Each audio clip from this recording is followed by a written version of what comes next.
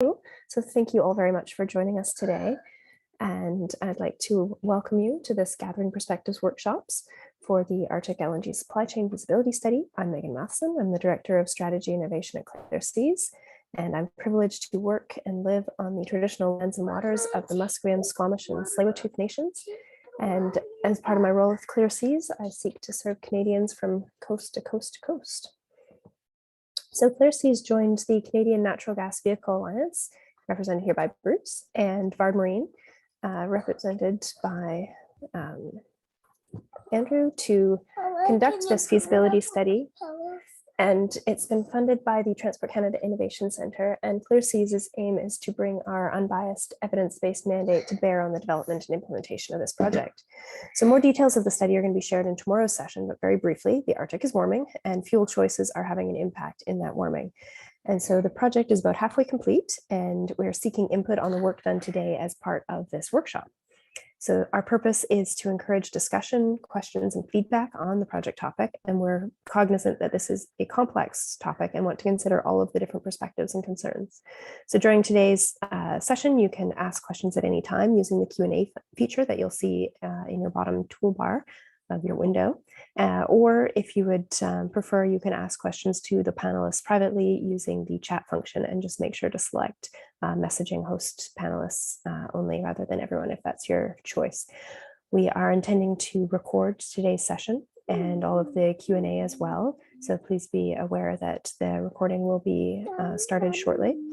And we want to make sure that we get through get through all of the questions. So we may not be able to do that today, but we will be making sure to capture any questions that get asked but not responded to, and make sure that we include them in tomorrow's discussion session in the later part of the workshop tomorrow.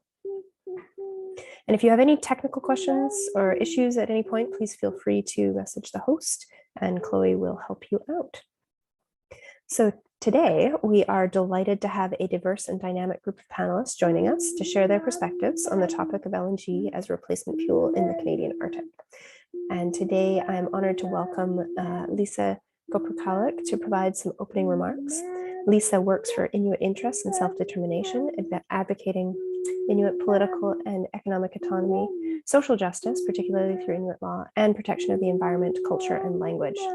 She has been involved with many organizations, including the Makivik Corporation, Kativik Environmental Quality Commission, Saturvik Inuit Women's Association of Nunavik, and the National Inquiry into Missing and Murdered Indigenous Women and Girls, as well as the Inuit Circumpolar Council for many years. She is fluent in Inuktitut, English, and French, and has a master's in anthropology from Laval University and a BA in political science from Concordia University. So Lisa, I'd like to hand over to you now. Thank you. Thank you, and thank you for this wonderful introduction and for the invitation to speak today. It's good to see some familiar faces and also new faces and new friends. So the subject of this workshop and the study being planned on the potential for fuel switching for ships entering the Arctic is important to us Inuit all across our homeland of Inuit Nunat. We're having this discussion today because our Arctic homeland is changing.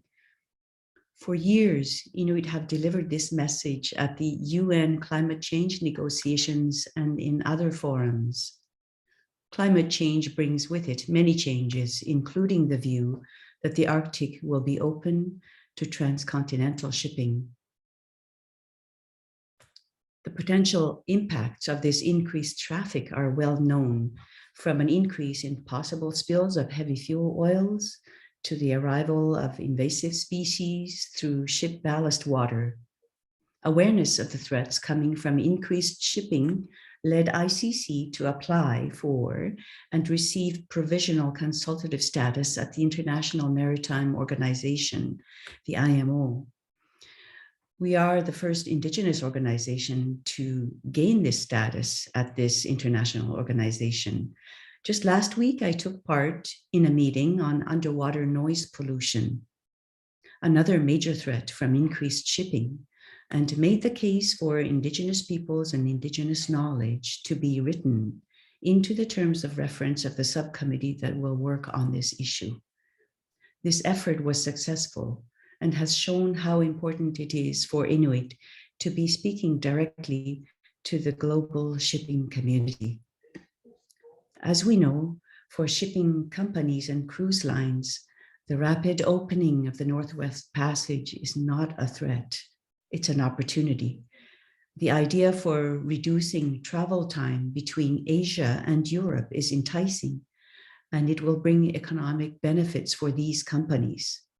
We want to make sure that we Inuit and the marine environment on which our culture depends don't pay the cost.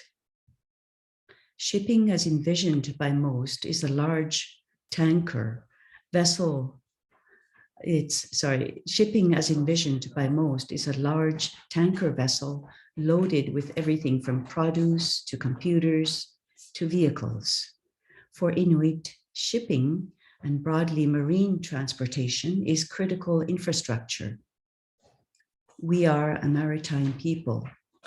We rely on free movement, first and foremost, to eat, since so much of our diet is derived from hunting. Government and industry for decades have used our Arctic for their own purposes. The modern Arctic shipping fleet consists of tankers carrying mining products, fishing vessels, cruise ships, coast guard, and military vessels for search and rescue, and increasingly personal yachts and sailboats. Then there are the annual supply ships, which bring much needed commodities from snowmobiles to building materials to remote Arctic communities.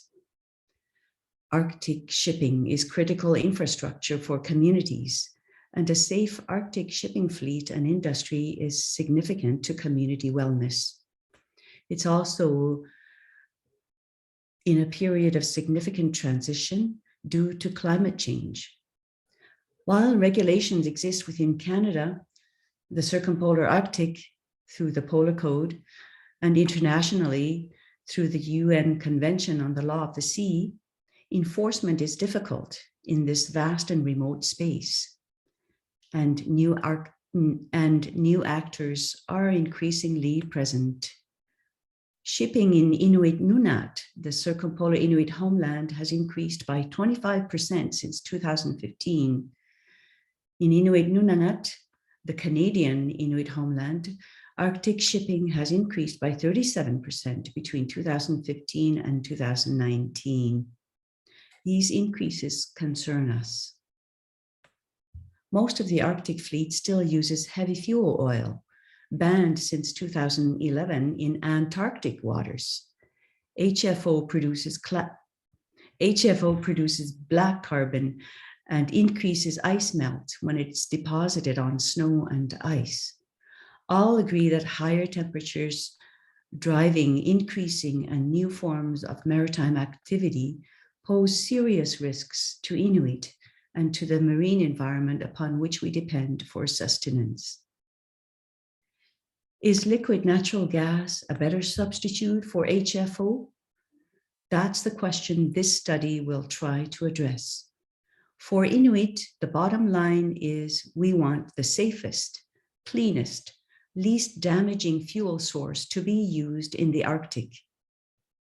This includes direct impacts like spills and black carbon, as well as impacts globally like methane emissions.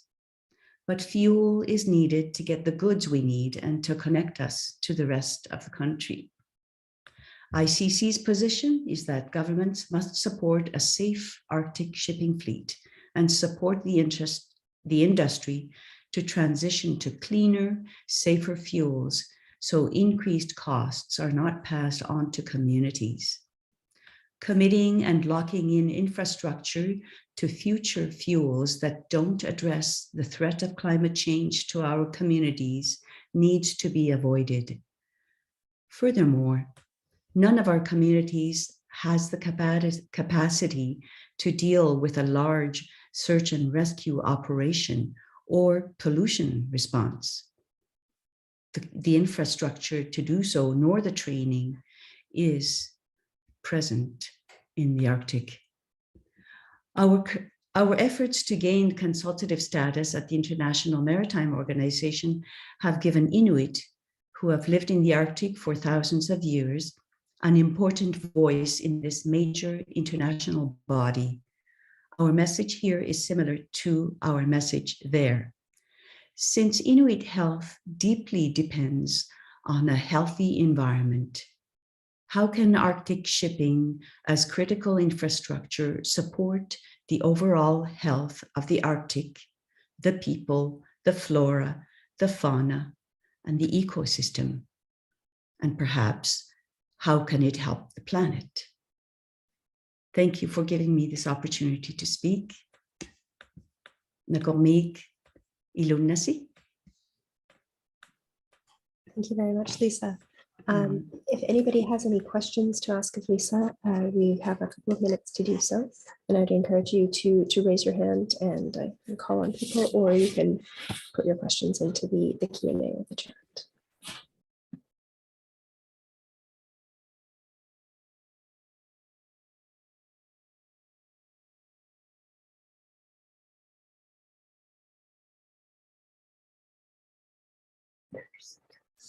All right, seeing no questions at the moment. Thank you so much for your remarks, Lisa. It's a wonderful context setting and a reminder of the deep connection between the environment and Inuit way of life. And thank you so much for sharing that. Next, I'm pleased. Lali, thank you.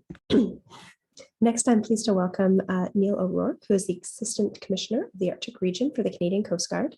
And Neil is responsible for enhancing program and service delivery in the Arctic region to better meet the needs of those communities. Neil has been with the Coast Guard for over 12 years in positions such as Senior Director, Safe Shipping and Economic Intelligence, and Director of Integrated Logistics Support. Neil has an MBA from the University of Ottawa and a BCom degree from Carleton University. And I'd be happy to hand it over to Neil now for your remarks. Okay, thank you very much, Megan, and good morning, and appreciate the opportunity to be able to speak to the audience. I know there's many familiar names that I kind of see out there, so it's good to see you and happy that you're joining us today. So what I wanted to do this morning is provide you a quick overview kind of the Canadian Coast Guard in the Arctic, and then kind of land up by focusing a little bit on the LNG, which of course is a topic over the next couple of days. So if we move on to the next slide, then I won't really spend much time. I think that it's pretty clear that the Canadian Arctic is a vast geographic area. It's, as we've just heard from Lisa, also the home to Inuit. And we'll talk a little bit about the Arctic region and what the Coast Guard has done in the last few years to approach improving our presence and our collaboration specifically with Inuit and other Indigenous partners in the North. But this slide just gives you a bit of context, but I think that's stuff that you already know. So if we move to the next slide, we can, I'll maybe just give a bit of a frame. Again, these are things that I know some of you are very familiar with, but just to kind of frame the policy environment in which we as the Canadian Coast Guard, and in fact, all Canadian or Canadian federal departments would operate in. So there is, as we all know, very much a focus on reconciliation between the federal government, Canadians, and Indigenous people. And that continues to frame how we approach doing our business. And I expect that will be the frame for the coming decades. I've heard, as many of you have, that it took us 150 years to get to where we are, and it's going to probably take at least that long to get us to a place that we need to be. More specifically, we have the Arctic and Northern Policy Framework, which was something that was co-developed and published in 2019 that is very much guiding the federal approach to how we address Arctic and Northern issues moving forward.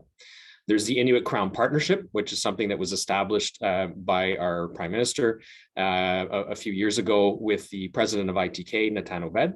And it basically is a body or a committee that looks at advancing Inuit priorities and the land claim agreements that are already in place, and is a good mechanism to hold the government departments accountable for progress.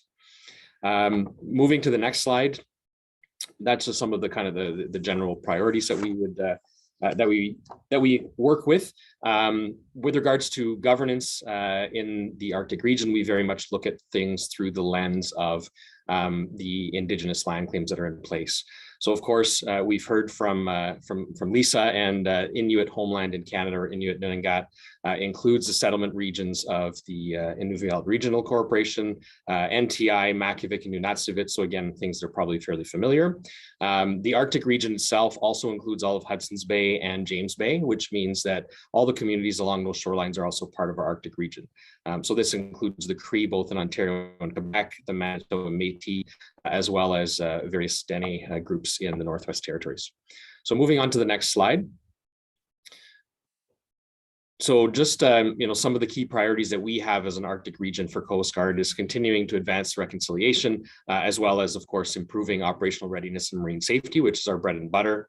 And we're doing this through the establishment of a national Inuit Nunangat governance committee, which we finalized the terms of reference for just before Christmas, and we met for the first time in November.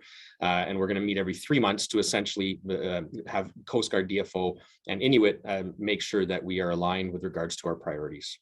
We're also looking this year to kind of formalize the more informal governance or conversations that we're having with various partners in the North, again, specifically Inuit and other Indigenous partners.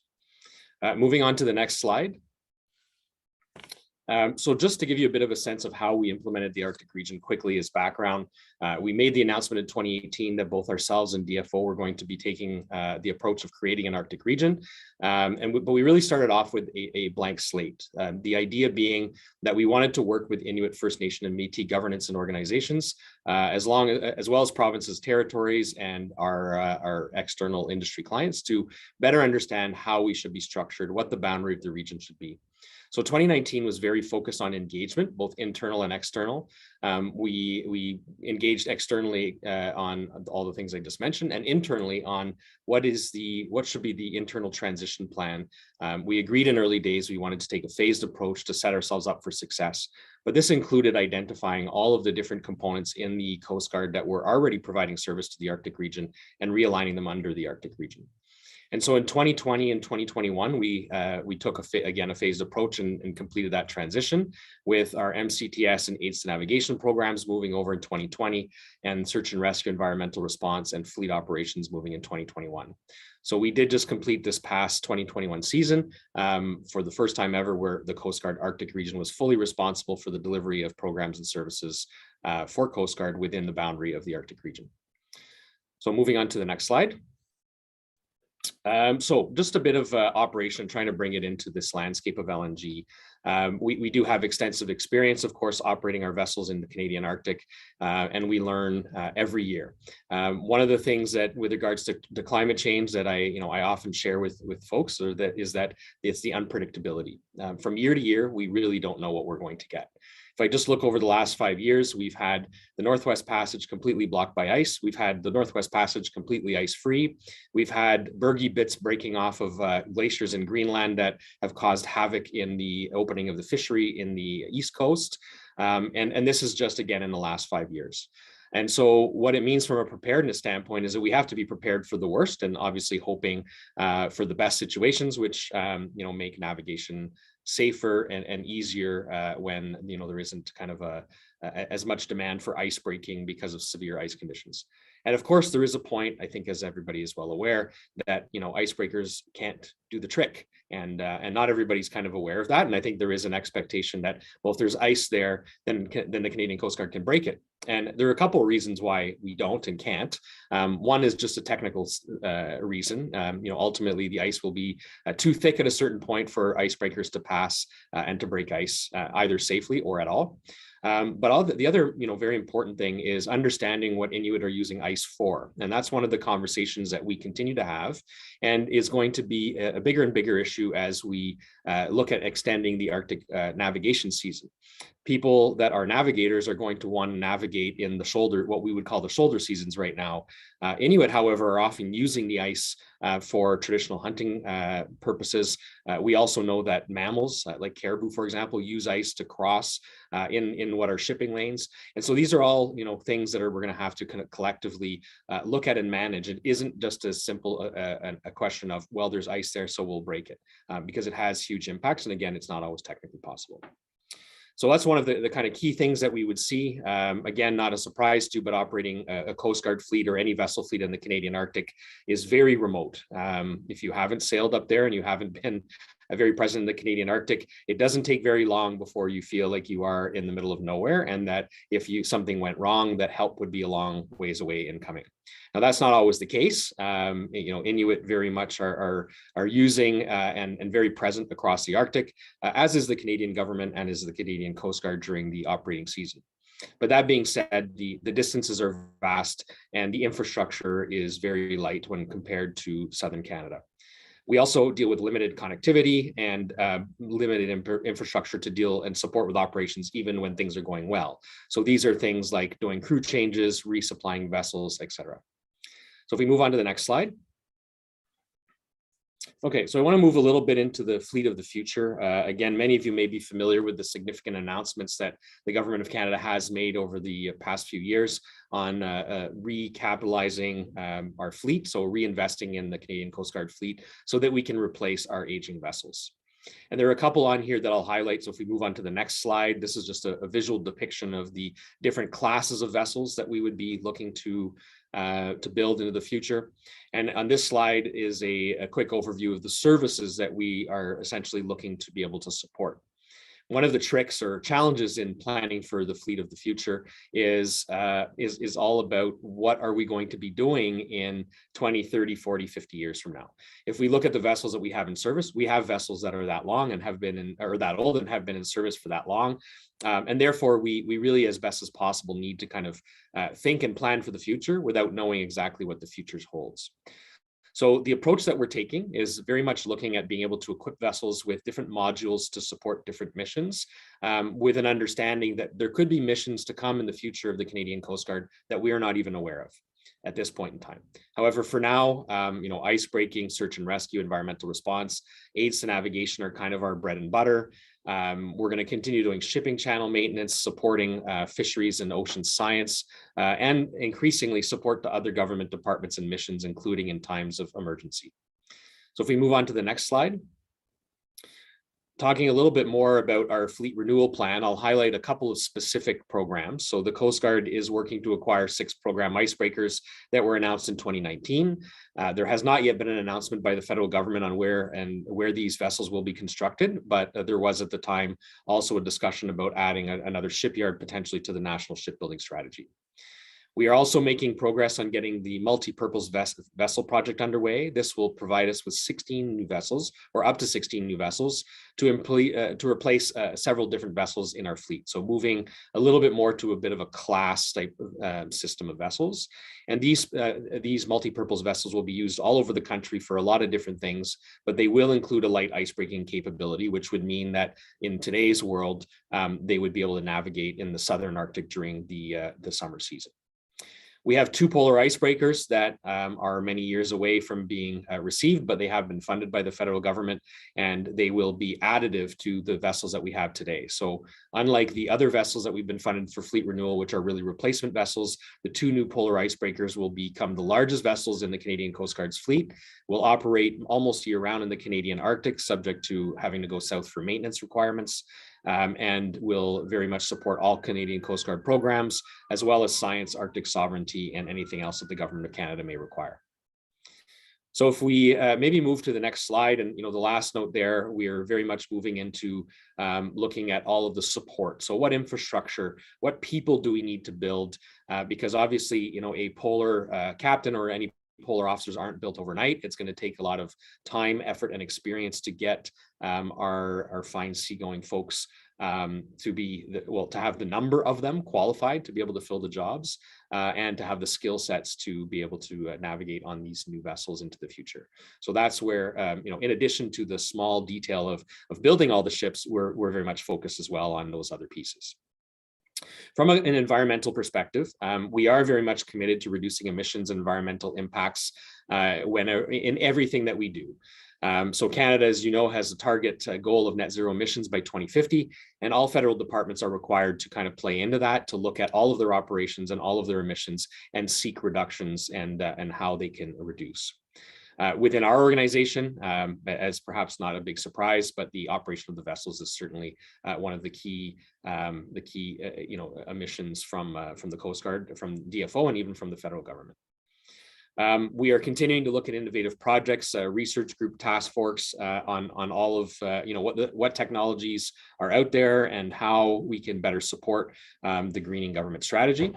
And we have completed a review on liquefied natural gas, and it's now in review. And we will very much look forward to the outcomes of the panel today and tomorrow, and any recommendations and advice that collectively might be made available to the Coast Guard and to the federal government.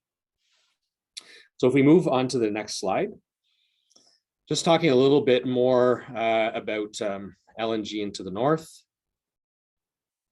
I want to actually quickly just mention the corridors first. So again, some of you I know are very familiar with the low impact shipping corridors, but I want to mention this because I think it's also very relevant as we talk about the building infrastructure in support of the marine environment in the north. So the low impact shipping corridors is something that is being led by Transport Canada and Coast Guard with support from CHS. It's very much about looking at a governance model for marine shipping in the north that includes Inuit. It also is looking at identifying sensitive geographic areas to mitigate the social environmental impacts of shipping. And importantly, it's focused on what are the priority areas for infrastructure development in support of shipping. And so we continue to move this project forward. Unfortunately, it has been stalled a little bit during COVID because we're at the point now where we need to go and have face-to-face discussions with Inuit in the north and with other partners. And unfortunately, given the pandemic, that hasn't been possible over the last year and a half. And at the same time, while we have considered moving forward in a virtual manner, I think this is critical enough, certainly to the future of Inuit, that this is very deserving of having a face-to-face discussion and a fulsome discussion.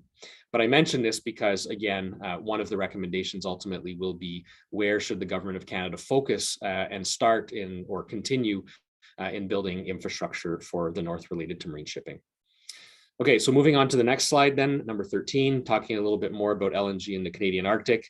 I'm getting a little bit out of my swim lane here, and in some cases there may be others on the line who have more expertise in this area, so I will certainly defer to them if they have other perspectives. But I do want to just share from what we kind of see as the LNG environment into the north. So we do know that there have been attempts over the years, as many of you will be familiar with, under the Mackenzie Gas Project, Mackenzie Valley Pipeline, for several reasons to move forward with LNG projects in the north, but they have never gotten off the ground. The production of LNG, of course, requires natural gas and liquefaction facilities that are not present currently. It is extracted from basins and then usually transported by pipelines. So again, all things that you're likely aware of. The one project that we are aware of right now in the Arctic around Tuktoyaktuk is called the Inuvialuit Energy Security Project. And it does involve one M18 well site that has been converted to natural gas and will be condensated into LNG and synthetic diesel. It is shipped by truck back to Inuvik, and at this point in time, that is being used for local, I guess, fuel requirements. So if we move on to the next slide, from a Canadian Coast Guard perspective, LNG is considered a hazardous and noxious substance. So for risks and accidents, malfunctions under policy and government regulations, that's where it would fall. There is an initiative under the Oceans Protection Plan where Transport Canada is leading, and Coast Guard, DFO, and Environment Canada are all participating in significant work looking at what the regime should and needs to be for hazardous and noxious substances into the future. There's very much a look at the polluter pay principle, which is very familiar for those of you who are familiar with the ship source oil pollution regulations. And we are very much looking to build on the framework that already exists for oil spills in Canada. So if we move over to the next slide. And this is just to conclude the energy project that I discussed. So with regards to LNG, the Coast Guard is continuing to look at different propulsion fuels for the future. The infrastructure, of course, is critical to be able to support this. And I think there is a recognition, generally there's a little bit of a chicken and an egg situation where, if the infrastructure is built, then, generally operators may have more of an interest in moving there. And it can be somewhat cost prohibitive for operators to move in that direction with the infrastructure not being present. Again, probably not sharing things that that people don't already know. I would note that we are under this hazardous and noxious substance, not only looking at LNG, but many other types of products that may be carried and or utilized as propulsion fuels in Canadian waters, and looking forward to making some recommendations to government on what the regime and what the investment needs to be able to safely manage again whether the transport or consumption of those fuels. So I think I'll stop there. I'm very happy to kind of answer any questions that we have or that you may have, sorry. So I think you can probably just flip forward to that slide. Thank you very much. So hopefully this is helpful and a little bit of a scene setter for, the Coast Guard's perspective of what's happening in the north. But certainly there are a lot of changes with regards to Coast Guard operations, whether it's implementation of the Arctic region and how we're going about doing our business in an increased partnership, or planning the exciting future that the government is investing in for us with regards to the fleet of the future and what all that means with regards to the Coast Guard.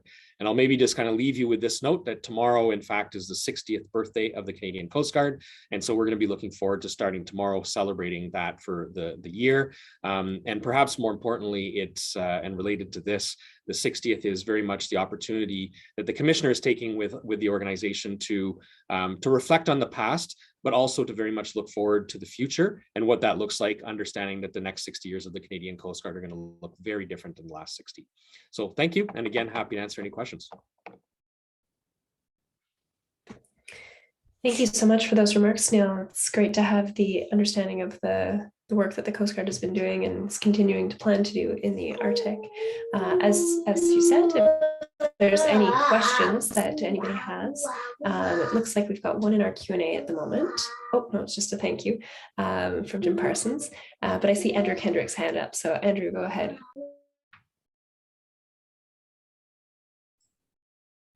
Yes, thanks. Thanks very much, Neil, and thanks also, Megan.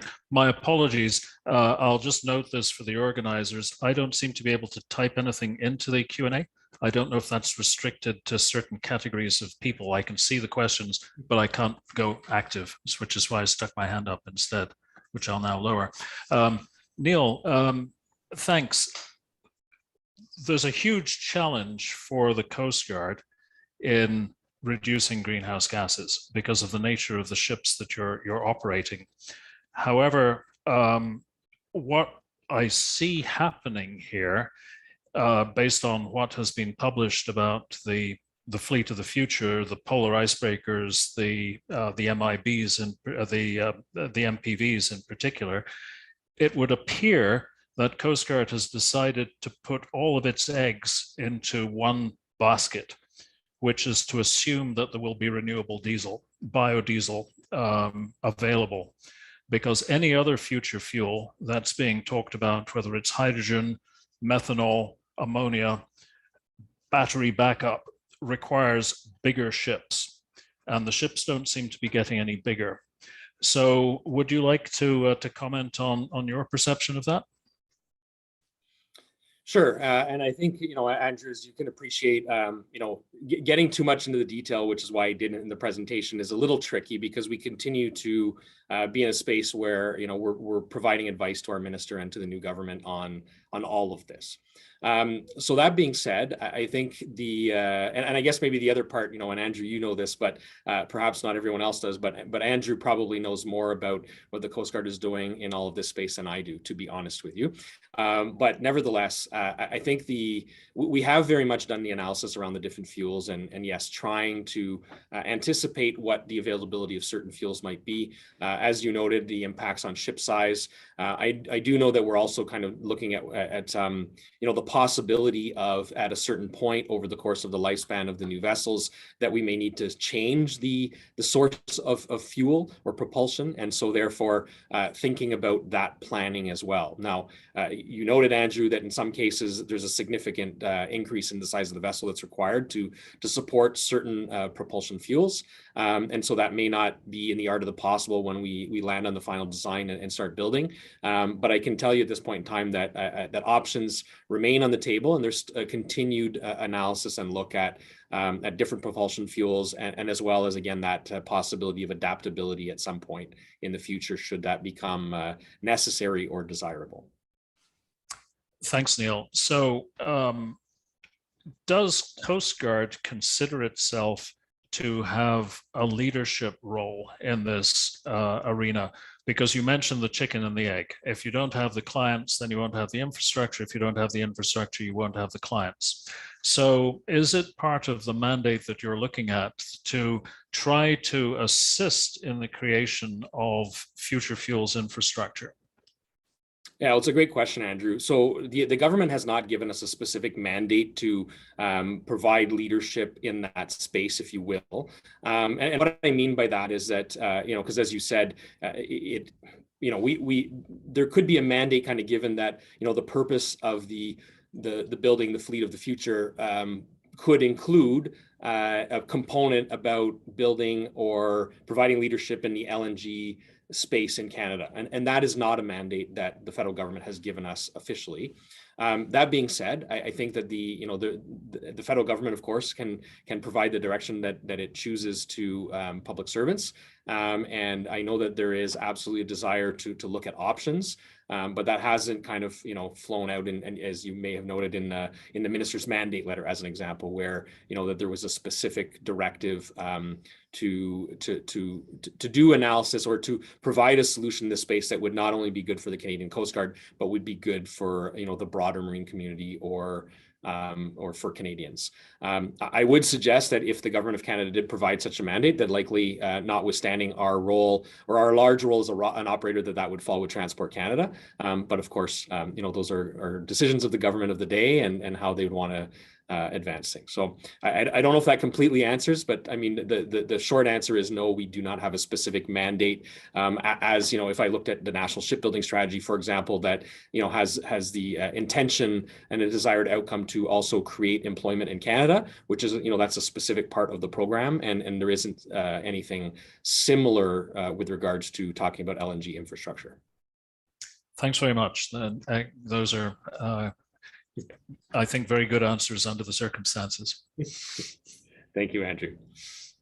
Thank you so much for your participation this morning, Neil. I really appreciate your remarks. And I do note that we have another question for you from Jim Parsons, but we do need to move on to our next speaker. So we'll try to answer that one tomorrow, probably, or offline. Megan, maybe I can just note, unfortunately, I'm not going to be able to stick around for the rest of today and tomorrow. I have many other conflicts and other conferences to attend as well, but I am very happy to answer any questions that may come up over the next 2 days. And Jim knows me and can reach out, of course, as well directly.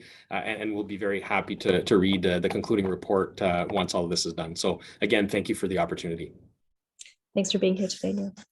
All right, next I would like to introduce Dr. Nicolene van Luyk, and she is a postdoctoral fellow in the Environment Society and Policy Group in the Department of Geography, Environment and Geomatics at the University of Ottawa.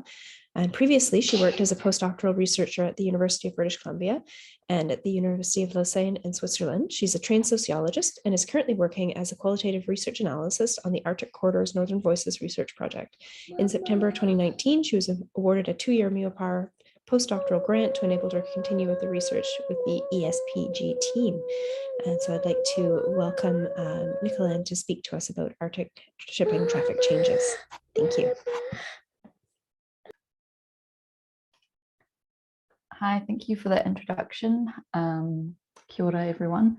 So I'm actually participating from New Zealand, and it's quite early in the morning, so I apologize if I start off a little bit slow, but I'm sure I'll get there. I'm really excited to be able to participate in this event, and I wanted to share my appreciation to Clear Seas for organizing it.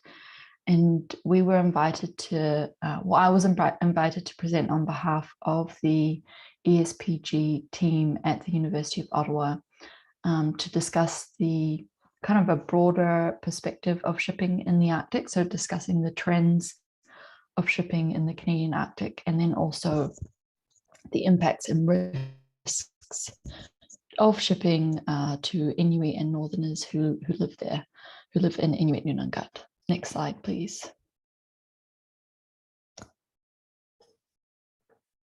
Okay, so as many of us know, shipping in the Canadian Arctic has seen some quite dramatic changes over the past few decades.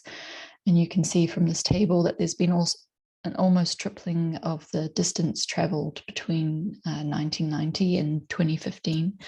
And there's also been large increases in different types of vessels. So for example, pleasure craft were quite rare in the early 1990s, but by 2011, the total distance traveled has increased by more than 20 times. And there's a few other ship types as well, such as bulk carriers and passenger ships that have seen some increases as well, while other types of vessels have remained relatively stable.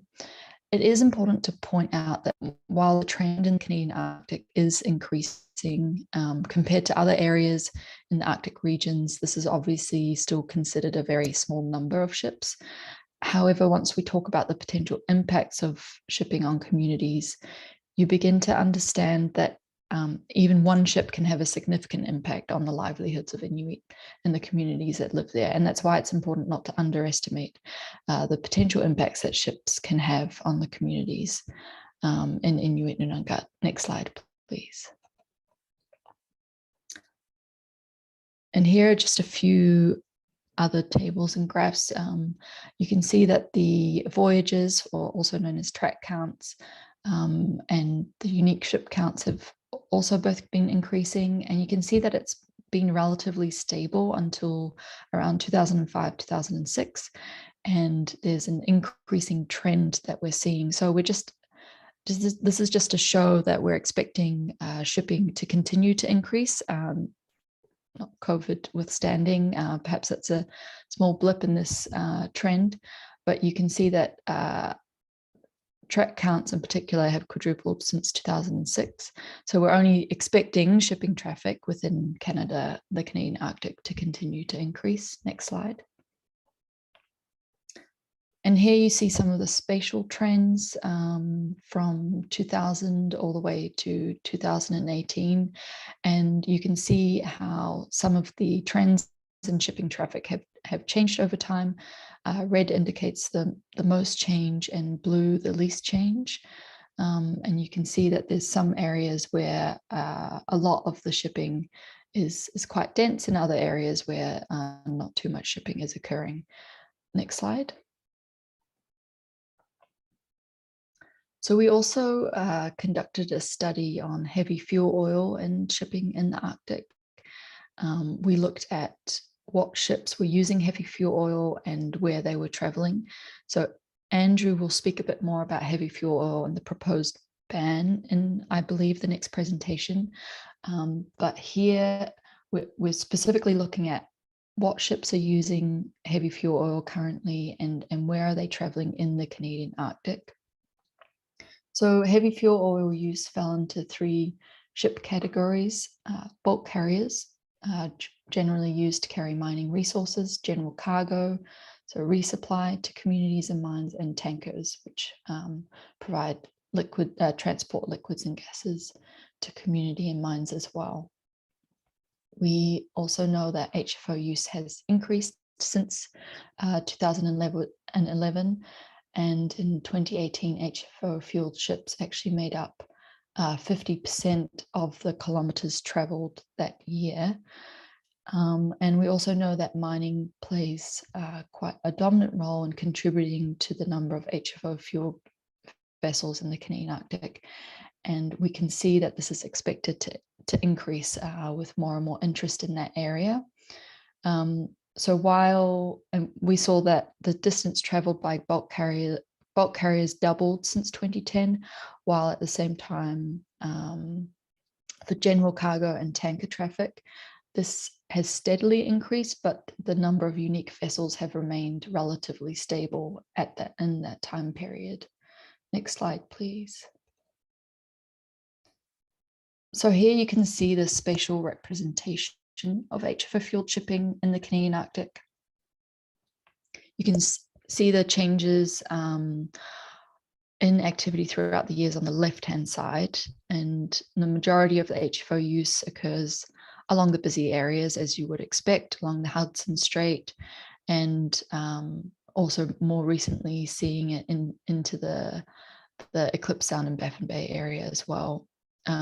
We've also split up the spatial data by ship type, and that's where you can start to see where and why the activity is occurring. So looking at bulk carrier activity in 2018, you can see that these bulk carriers are servicing the Baffin landmines up in Milne Inlet and around the Baffin Bay area. And then also you see some activity as well along the Hudson Strait, and that's going into Raglan Mine near Selawit in Nunavik.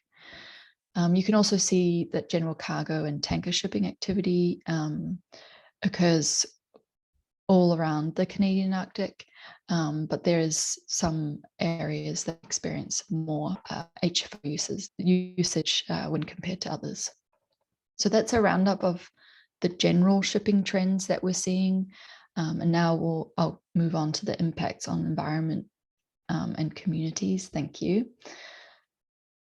So in response to this information, as we all know that shipping is increasing into the Canadian Arctic, and we're looking at the potential impacts on the Canadian Arctic of this, Dr. Jackie Dawson, alongside Dr. Natalie Carter, developed the Arctic Corridors and Northern Voices research project. And I'm sure many of you are already familiar with this project, as it's been going on for approximately 7 years now. And the aim of this project was to share the perspectives of Inuit on the impacts of shipping and climate changes to help inform policy decisions. So if you're interested in looking at this in more detail, the website does provide all of the information that we've gathered from this project so far, and published reports and papers as well. Next slide. So the methods of this project really involved speaking to communities. So 14 communities from across Inuit Nunangat were involved in this project, and in each community, workshops were conducted and interviews were conducted, and it involved training youth to provide research support, and also conducting two-day mapping workshops as well. Next slide. So we had over 133 research participants, as well as the contributions from 59 youth community researchers, and many of who you can see in this collage. Next slide, please. So I'm going to provide a brief overview of the findings of this project. Obviously, they're quite wide-ranging, and I can only get into quite a broad overview of it here. But in the workshops, local experts discussed their concerns about the impacts and risks of shipping on their communities generally. And this visual provides an overview of the concerns raised that related to the impacts of shipping on harvesting activities, which is integral to Inuit livelihoods. So looking at the left-hand side, the potential and current shipping impacts, such as pollution as a result of an oil spill, dumping of grey or ballast water, the introduction of unknown species, then also ice breaking, ship noise, and wake disturbance all contribute to the impacts on harvesting and on animals as well.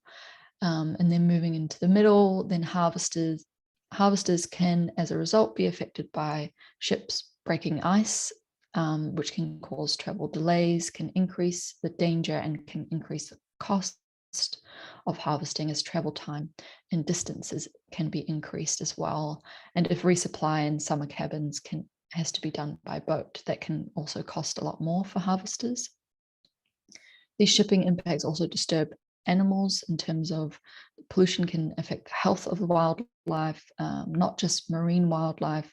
Noise and wake can cause animals to flee, which affects harvests, and can also disturb wildlife activity, causing health issues, making them less nutritious or inedible.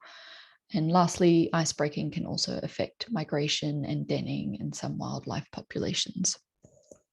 So all of these combined can then impact the food security, the health and well-being, economic security and culture in Inuit and Northern communities for whom hunting and harvesting is integral to their livelihoods. Next slide, please. So a large aim of the Arctic Corridors and Northern Voices research project was to obtain local expert perspectives on the Government of Canada proposed low impact shipping corridors, and Neil spoke to that already earlier this morning. So the stated goal of these corridors have been to create shipping routes that provide safer travel throughout Canada's north, but also importantly, while respecting the sensitive northern environment and its ecological and cultural significance. So local experts were also asked to for their perspectives on these proposed corridors, identified culturally significant marine areas such as harvesting locations and areas of concern where the proposed corridors were located. Next slide. And they also provided some recommendations to be considered in the development of this project in order to ensure that minimal impacts to communities and wildlife. So that included revision of some of the corridors in their protected areas, the identification of some areas to avoid at all times, recommendation to restrict shipping seasonally to minimize ice breaking and minimize impacts to wildlife and harvesters at that time, modification of vessel operation in certain areas, certain sensitive areas to reduce noise and speed that can impact wildlife, and also recommendation for charting in areas where they identified as particularly dangerous. Next slide, please. So the broad conclusions, obviously shipping is increasing throughout the Canadian Arctic, and Inuit and Northern communities have identified impacts and potential risks that Arctic shipping is having and can have on their way of life. But obviously, as Lisa has already pointed out, shipping is also very important for resupply to these communities and supporting these communities as well.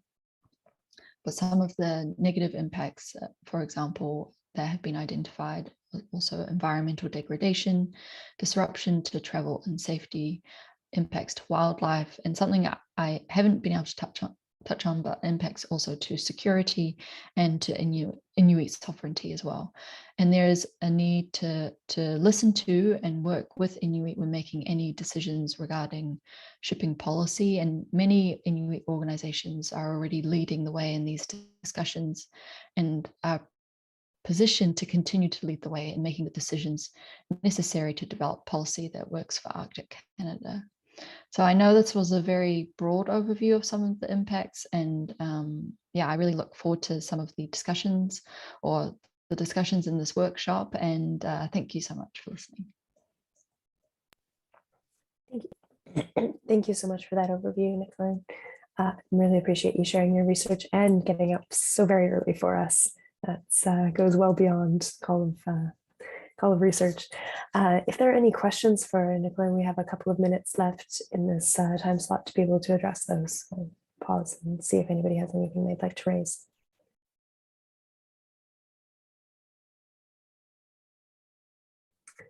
Seeing a hand from Paul, go ahead. Hi, Nicola, and thanks for the presentation. I'm not sure if you'll be able to help us on this, because I'm not sure you were involved in the HFO use research, but we were looking at some of those the stats on which ship types use HFO, and I guess particularly on the sea lift, we've been struggling to confirm numbers, because I guess the graphs show increasing numbers, I guess primarily due to the increase in the sea lift, the general cargo and the tanker ships, because I think from your stats, bulk carrier traffic has remained relatively constant, I think, from the first chart. So one of the question is how.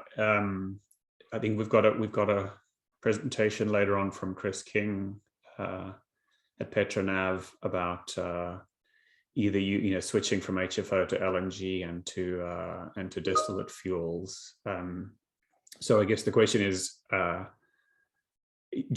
accurate in terms of the percentage of? I think it shows like 97% of the sea lift ships using heavy fuel oil. How confident are you that that 97% and increasing use of HFO is accurate? Or do you think that there is room to refine that estimate? Yeah, thank you for that question. So we have, if you are interested in looking at that in more detail, I'm happy to send the paper that we've published on that. But you're right. So this is an educated estimate. The way that we figured out what fuel was being used where was simply emailing shipping operators and also looking online for the ship information, and then inputting that into all the vessels that were traveling through that time. And we were able to do that because the vessel numbers are still relatively low. So I think over the 8-year period, there were approximately, I think, around 650 that we had to go through. In the activity that's happening over the past 80 years, but the past 8 years, it is the bulk carrier activity that is increasing, and the other two, the tankers and the cargo traffic, is also slightly increasing, but the number of vessels is actually relatively stable. So from what I can recall from the top of my head, general cargo has an average of 14 ships per year, and that hasn't really changed. The same with tanker activity, it's slightly lower. I don't know how many ships, but the number of unique ships has not changed. In terms of accuracy, we've obviously tried to be as accurate as we can, but because it has been an estimate, I know that there are others here who have also done research in this area and have tried to figure out fuel usage in that way. But for our research, that's the best accuracy that we could get to. And I think it's really useful to see how HFO is actually used in the Canadian Arctic, and by what ships, because obviously we don't see huge ships coming through, and there's very specific activities that we're seeing it being used for. Yeah, I don't know if that answers your question, but that's a great summary. Thank you. Yeah, we'll pick it up and maybe discuss a bit further offline. Okay. Yeah, great. Thank you so much. And Brian, I see a question from you, and then I think that's going to be our last question for Nicola. Go ahead. Just to say that I agree with Nicole. We did some research on heavy fuel oil use in the larger Arctic. The Arctic is defined by the International Maritime Organization, and basically all oil tankers use heavy fuel oil. Over 95% of general cargo fuel consumption is HFO. So this all sounds correct to me. And we also saw similar trends of increasing traffic of all of the ship types that were mentioned. Thanks. Thanks for adding on. Thank you again so much, Nicola. I really appreciate your participation today and sharing the really interesting research, and looking forward to seeing more coming out of that. Our next speaker today is Andrew Dumbrow. He is the lead specialist in marine shipping and conservation at WWF Canada. Through research, advocacy, and engagement with Indigenous communities and international forums like the Arctic Council and the International Maritime Organization, Andrew works on reducing the impact of shipping on the marine environment. Andrew attended Trent University and focused on culture, English, and Indigenous studies. And he's going to be speaking to us today about oil spill risks. Thanks, Megan. Chloe, I wanted to share my screen, but I'm disabled from for doing that, or I haven't been able. Yeah, you should be able to now. Thank you for raising. Okay, great. Yep. There we go.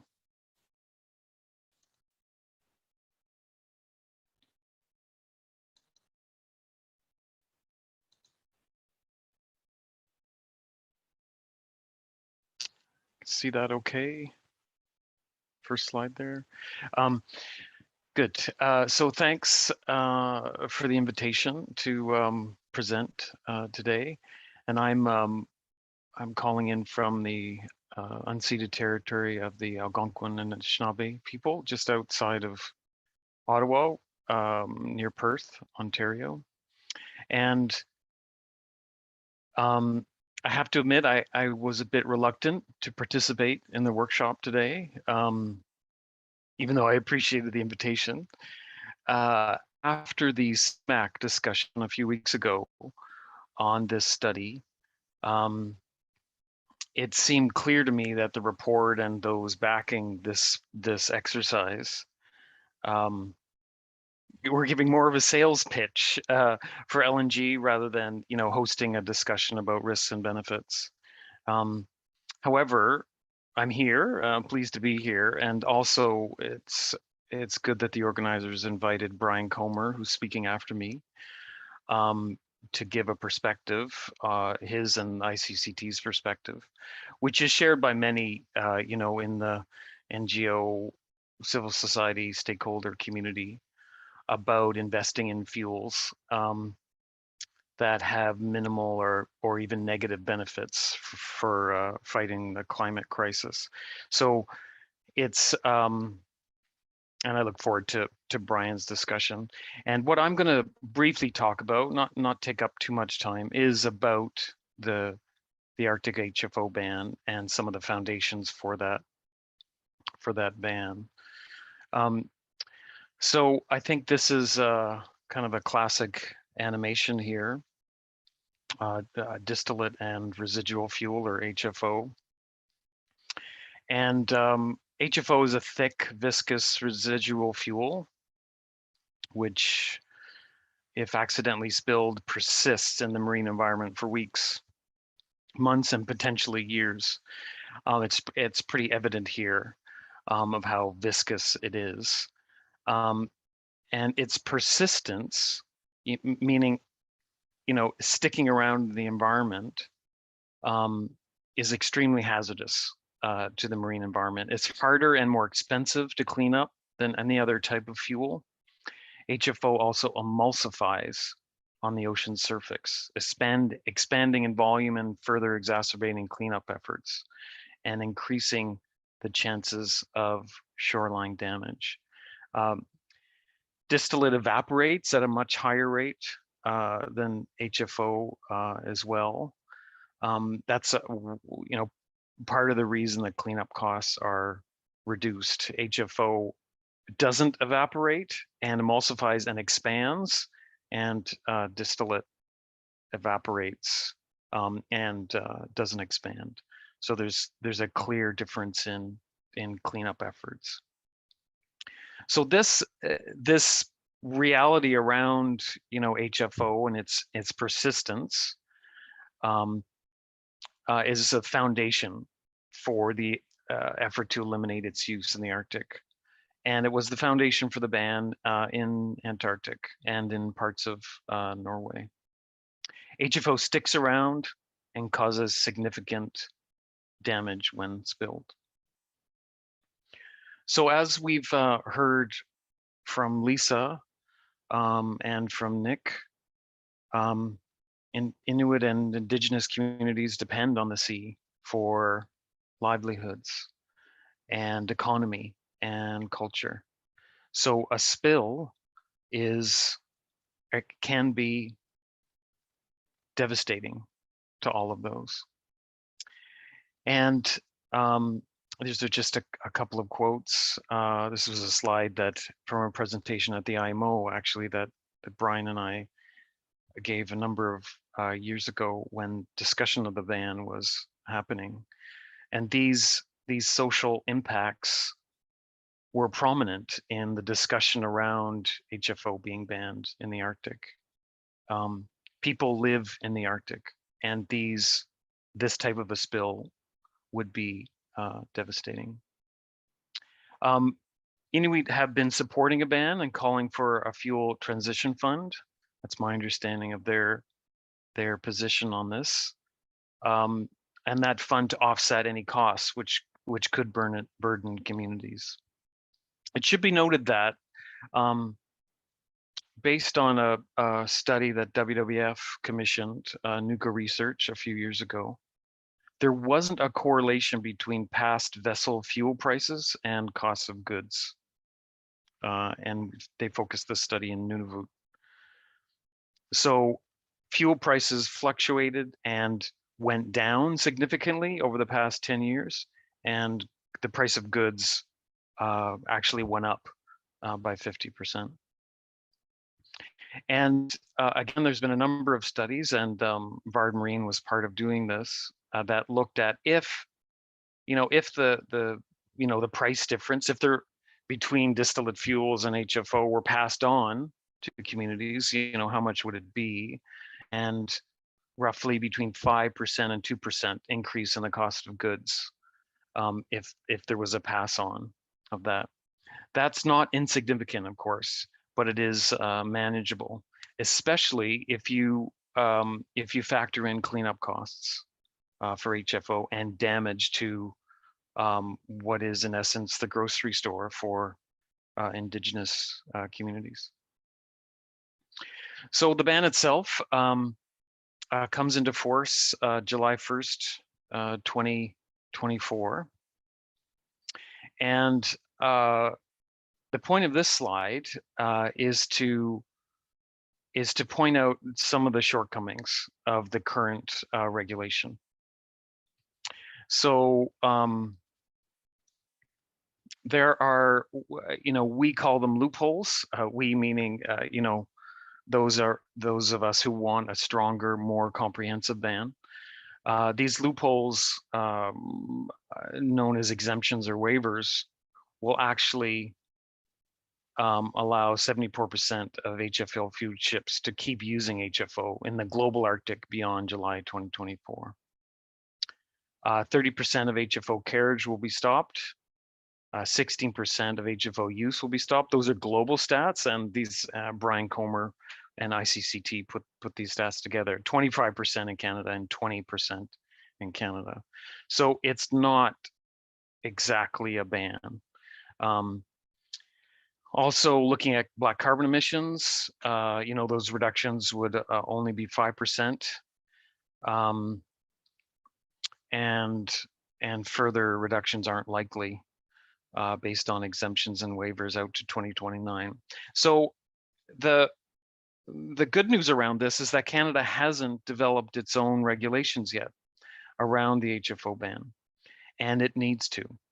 And there's an opportunity now within the next year or two to close those loopholes and to ensure that no exemptions and no waivers are permitted in Canadian waters. Just as an example, those Baffinland ships, as we've seen, increasing significantly over the last few years. It's, Baffinland is the largest industrial project in the history of the Canadian Arctic. Shipping is a big part of that, of its footprint.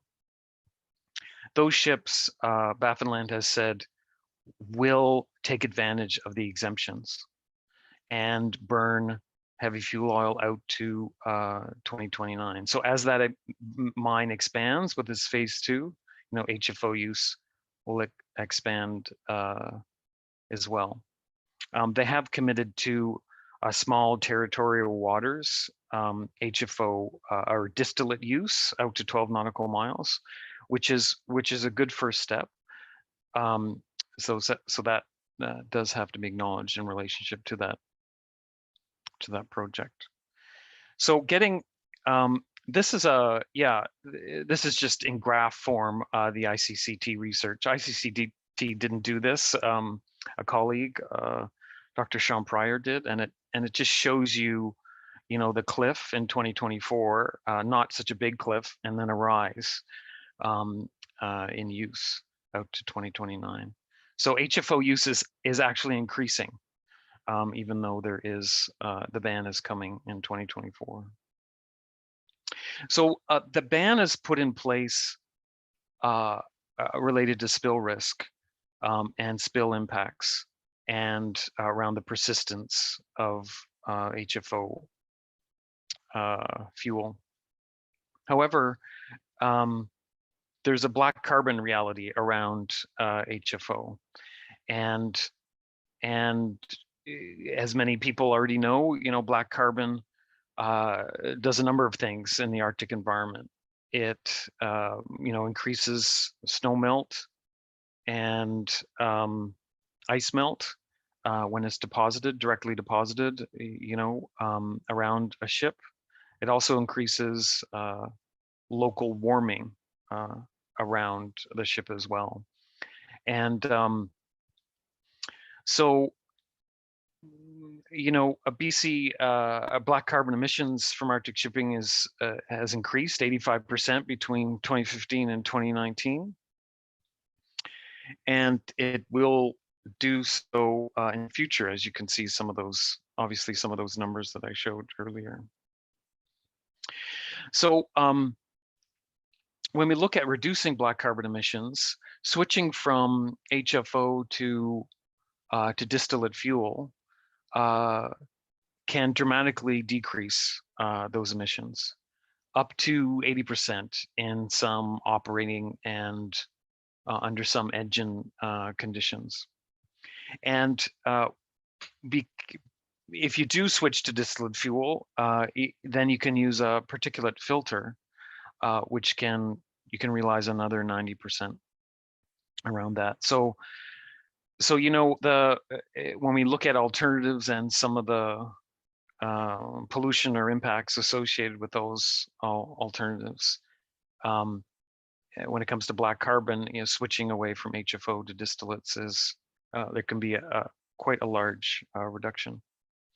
So this is my last slide, and just to note that there was a large movement globally. The Clean Arctic Alliance was a group of non-government organizations that really rallied around calling for an Arctic HFO ban. Some of the logos are here, and WWF was a big part of that effort. And I will leave it at that. Thank you. Thank you so much, Andrew, for sharing the details on the HFO ban and some very illustrative graphs. I was appreciating the graph. If there's any questions for Andrew, we could address those now, or if you'd rather wait until the end of Brian's presentation, we can do that if there's people who might want to ask a question of both Brian and Andrew.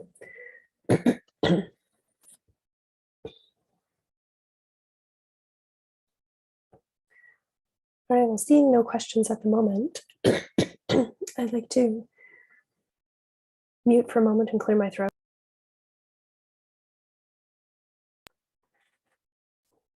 All right, trying again. I'm very pleased to welcome Dr. Brian Comer to present to us today. He leads the Marine Program at the International Council on Clean Transportation, which is an independent, not-for-profit research organization. Brian is one of the lead authors of the 4th IMO greenhouse gas study, and he's published research on both the climate implications of using LNG as marine fuel, as well as fuel use and trends in Arctic shipping. So very well informed on this topic today. And Brian, take it away. Thanks, Megan. I wanted to give a presentation to this group because I wanted to point out a couple of factors that I think are important to consider when we compare the climate implications of using LNG as a marine fuel, and basically to explain some of the key assumptions that need to be taken into consideration when evaluating any research that compares the relative climate credentials of different marine fuels. So I'll be presenting on some of our research, and it also relates relates to the assumptions that are in the fourth IMO greenhouse gas study.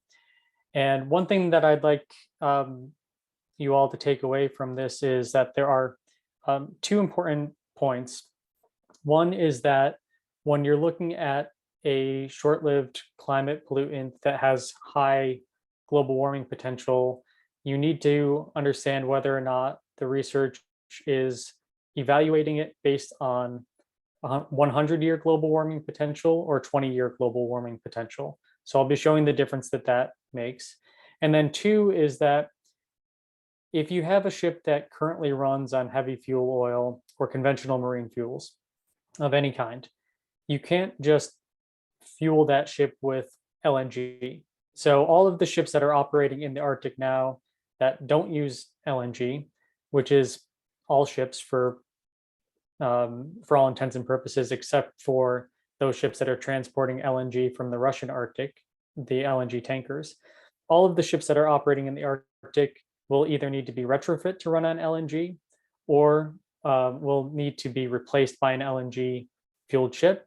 And then they'll need to be fueled by LNG. And so they'll need a source of LNG.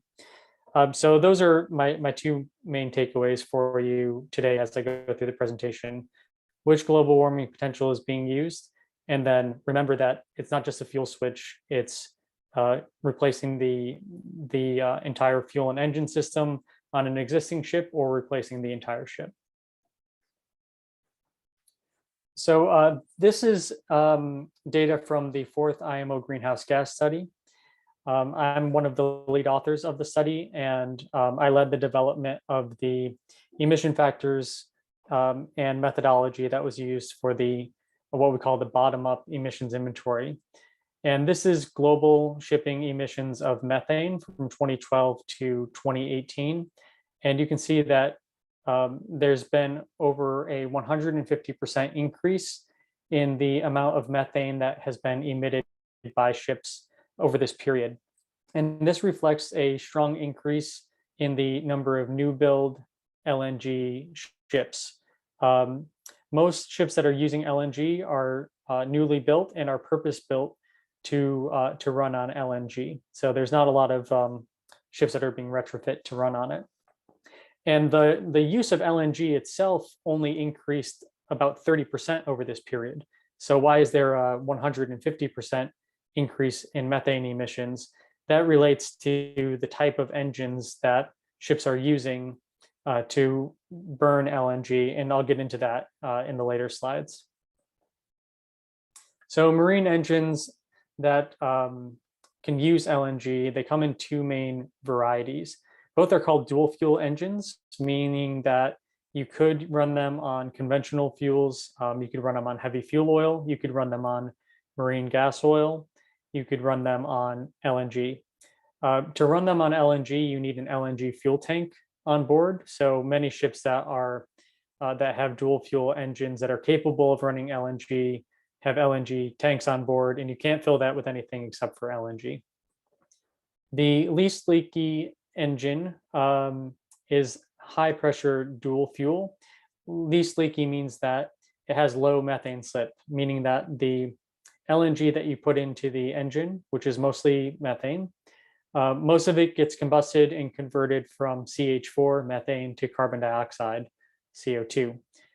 The most leaky engine is the low pressure dual fuel 4-stroke engine. And you can compare the methane slip from these engines, 3.5 to 4.5% for the leakiest engine compared to 0.15% for the least leaky. And you might be wondering why the industry would choose to use engines that leak large amounts of fuel. And it's because they're trying to comply with nitrogen oxide regulations, which is an air pollutant. And the way to do that is to use these low pressure engines. They have very low nitrogen oxide emissions, but high methane slip, and methane is not yet regulated in the shipping industry. On the other side, the least leaky engines are more expensive because they do a really good job of combusting the methane, but as a consequence, they emit large amounts of NOx, nitrogen oxides, an air pollutant that's regulated and needs to be controlled with expensive after treatment technologies, exhaust after treatment technologies. And the leakiest LNG engine, the low pressure dual fuel 4-stroke engine, is the use of that is growing over time. So this is a series of pie charts from the 4th IMO greenhouse gas study. It shows the proportion of LNG that is consumed in different kinds of engines. The really large blue slice is old steam turbines. So literally burn LNG to boil water for steam for propulsion. Those engines are very inefficient and are being phased out. As you can see, that gets smaller and smaller over time. So they're being replaced by internal combustion engines. The orange slice is the leaky 4-stroke dual fuel engine with the highest amount of methane slip.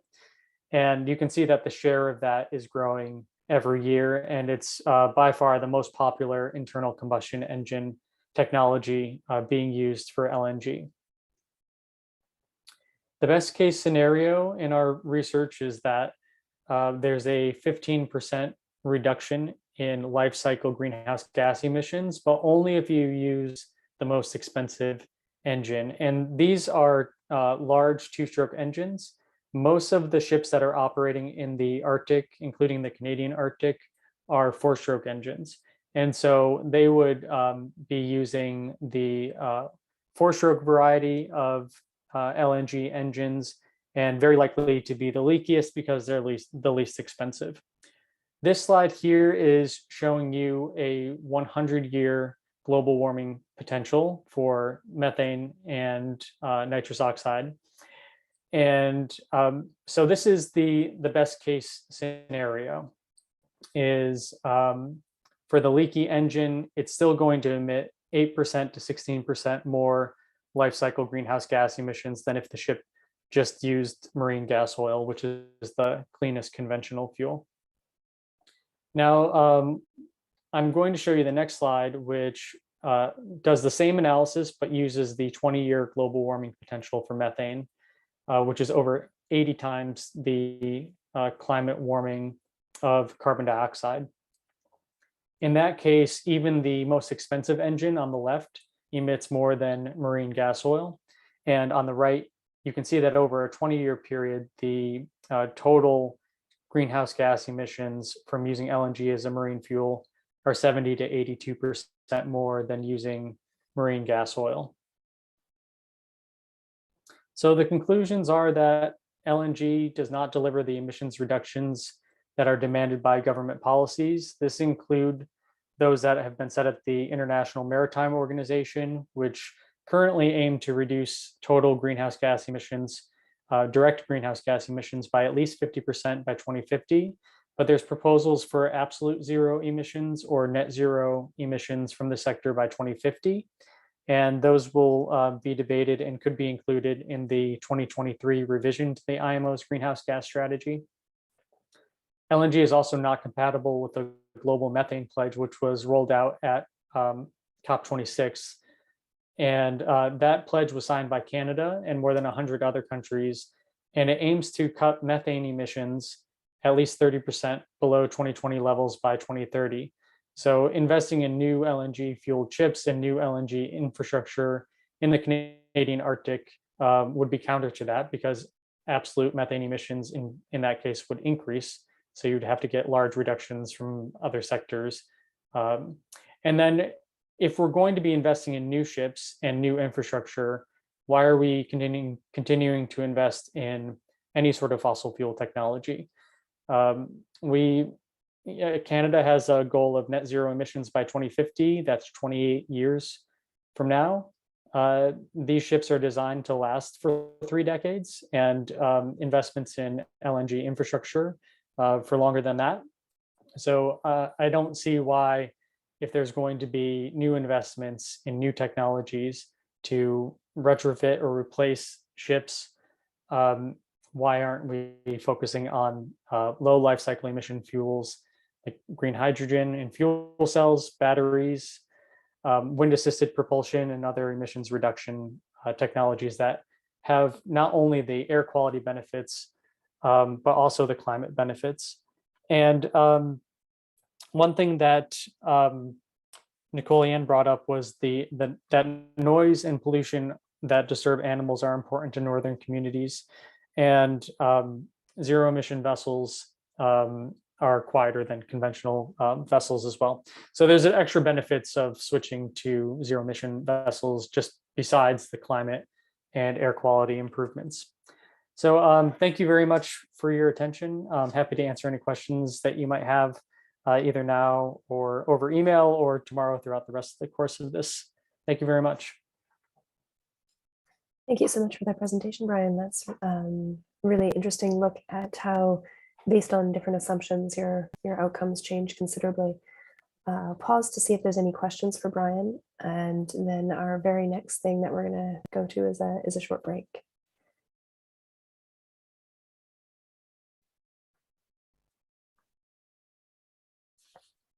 I see a hand raised from a panelist, so please go ahead. Yeah, Brian, interesting perspective. On the different engine technology, the sort of different engines you described, is it not also that there's a advancement in these technologies? If you look at the timelines of shipping, when they've used steam turbines, they typically be the older ships.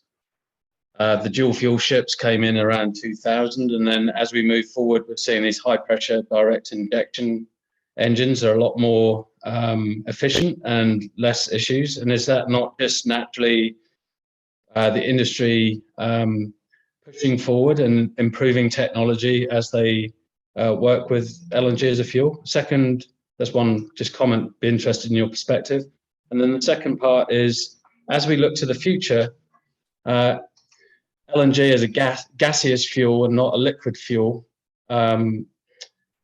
sort of enables a lot of operators to start moving towards gaseous fuels, such as we see developments in ammonia, for example, which aren't available today, but are a pathway for the future. And do you sort of consider that as we move forward and ammonia becomes available and these technologies can be adapted to that, that we actually, there is a way that LNG is part of a pathway to a cleaner future, and not just at this point the pathway's stopped and we should look at just liquid fuel? Thanks. So on the first question, I think there was a natural tendency to move away from steam turbines, but that's driven by economics, right? I mean, the steam turbines are less than 30% efficient, whereas an internal combustion engine is 50% efficient, and so you save on fuel. But it's not a solution from the climate perspective, because moving to LNG emits more in most cases under most assumptions than using marine gas oil. And so that should be what we should compare it against.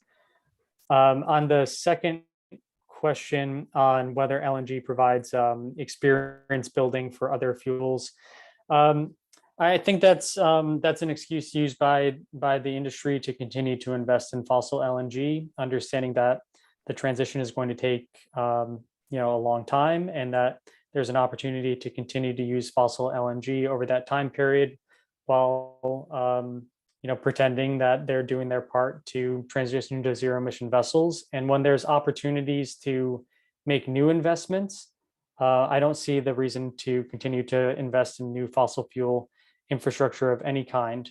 You brought up ammonia. It's a gas, but not really, because it'll be stored as a liquid on board the ships, just with a little bit of pressure. It doesn't have to be cryogenic. And so LNG doesn't really help with a transition to ammonia. With hydrogen, that will be a gas that will be liquefied if it's going to be used for long distance transportation, similar to LNG. But there's a couple of differences. Hydrogen will probably be used in fuel cells for long distance deep sea transportation. And so it's a different technology than the dual fuel engines. It won't be burned in internal combustion engines, most likely, because there's higher efficiency using the fuel cell. And also hydrogen just requires, it's a one-step process. You need green renewable electricity to produce the hydrogen and then to liquefy it. Whereas for other fuels, including ammonia, you make green hydrogen first, and then you need extra steps like air separation to get the nitrogen that also needs to be run by the renewable electricity. Similar thing for methanol. So yeah, I just don't buy the argument that using LNG is okay because we'll do something different in the future. Thanks. Thanks so much for your response, Brian. All right, now we're going to take a short break, and I would like to ask everyone to stretch, get some water, whatever you need, and we'll meet back here at 10 past the hour to learn more about what LNG is from our next speaker, Jorge Lobo with Fortis BC. So pause here and see you back in about 5 minutes. Thank you.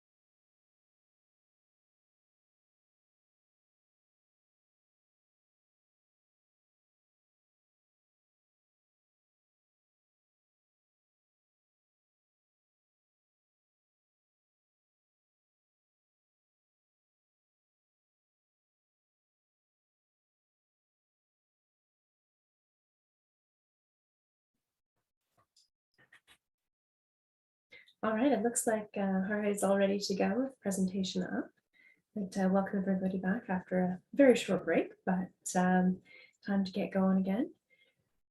So I'd like to first introduce Jorge. He is the Senior Manager for LNG and Commercial and Industrial Projects at Fortis BC. He's got over 15 years of experience in energy infrastructure and service projects and is skilled in managing innovative and creative projects with low-cost structures and high-risk environments with scant resources. Jorge is interested in LNG use for high horsepower applications, project finance, public-private partnerships, and alternative energy and infrastructure project management. Jorge has an MBA from the University of British Columbia, and he is also a professional engineer. The successful delivery of LNG systems was key to the growth of Fortis BC into the LNG export and LNG as marine fuel markets. And Jorge has played a role with that, and we look forward to hearing more about what LNG is. So I'll pass it over to you now. Thank you, Megan. And I have to apologize. I had to walk away from the presentation. I had a little bit of an emergency call there. So Andrew, I miss part of your presentation, and Brian a little bit at the beginning, but very interesting information.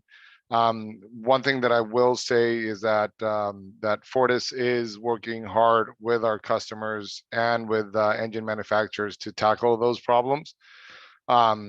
We've invested in studies and actions to identify, you know, the issue of methane slip. We have discovered with our partners that engine performance is a clear indicator of methane slip. So, you know, running the engines at different loads does impact the methane slip. So something to consider in future conversations. And Brian, I'm very interested in continuing the conversation with you about that, because at the end of the day, that's why I get up in the morning, is to try to make this work for the environment. So again, and that's, you know, my team and the people around me. So what is LNG? I think there's better experts in the call than me, but I'm going to talk to the people who don't know what the acronym means and that doesn't know all the qualities of LNG. I'm going to run you first through the company briefly, then going to run you through what natural gas is in a short video, and then talk about cryogenics, and then the modes of transportation. So let's get started. So Fortis BC is owned by Fortis Inc. Fortis Inc. owns 10 regulated utility business all over North America and the Caribbean. You can see the numbers there. If you have any questions related to Fortis Inc., please let me know. Then Fortis BC, where I work, is a energy provider is the highest energy provider in BC. We provide over 1.2 million customers with natural gas and electricity. That middle section there above the United States is where we have a shared territory where we provide the electricity. All the blue ones are natural gas, and then the kind of purple in Revelstoke is a propane utility that we have. We've committed to reducing our customers' GHG emissions by 30% by 2030. That's our big announcement. We're working hard towards it in 4 different pillars. One is energy efficiency. The other one is renewable natural gas, global LNG, which is what I'm doing, and that's not only in shipping, which is what I directly do, but also in switching foreign economies from higher emitting fuel to LNG, to natural gas, and going back to previous presentations, a generator at a steady state does have lower methane slip than a low pressure dual fuel engine. But anyways, let's not carry that went too much further. And then we're heavily involved in building infrastructure for zero and low carbon transportation. One more thing that I'm going to say before I switch to the next slide. I'm a firm believer that our innovative mentality for the group that did create the infrastructure for LNG will be a great asset to have when creating the infrastructure either for ammonia or for hydrogen. So I don't think everything is lost in being innovative and creating new markets for business. This journey that I've been in since 2014 has been a very difficult one with the regulators, with stakeholders, and I think that experience will be key to developing the infrastructure of hydrogen, or who knows whatever other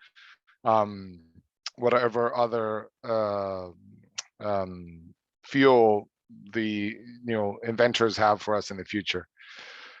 So we are fueling, as many as you know, BC Ferries and Seaspan Ferries. Currently, BC Ferries have 5 vessels running on LNG, soon to be 6.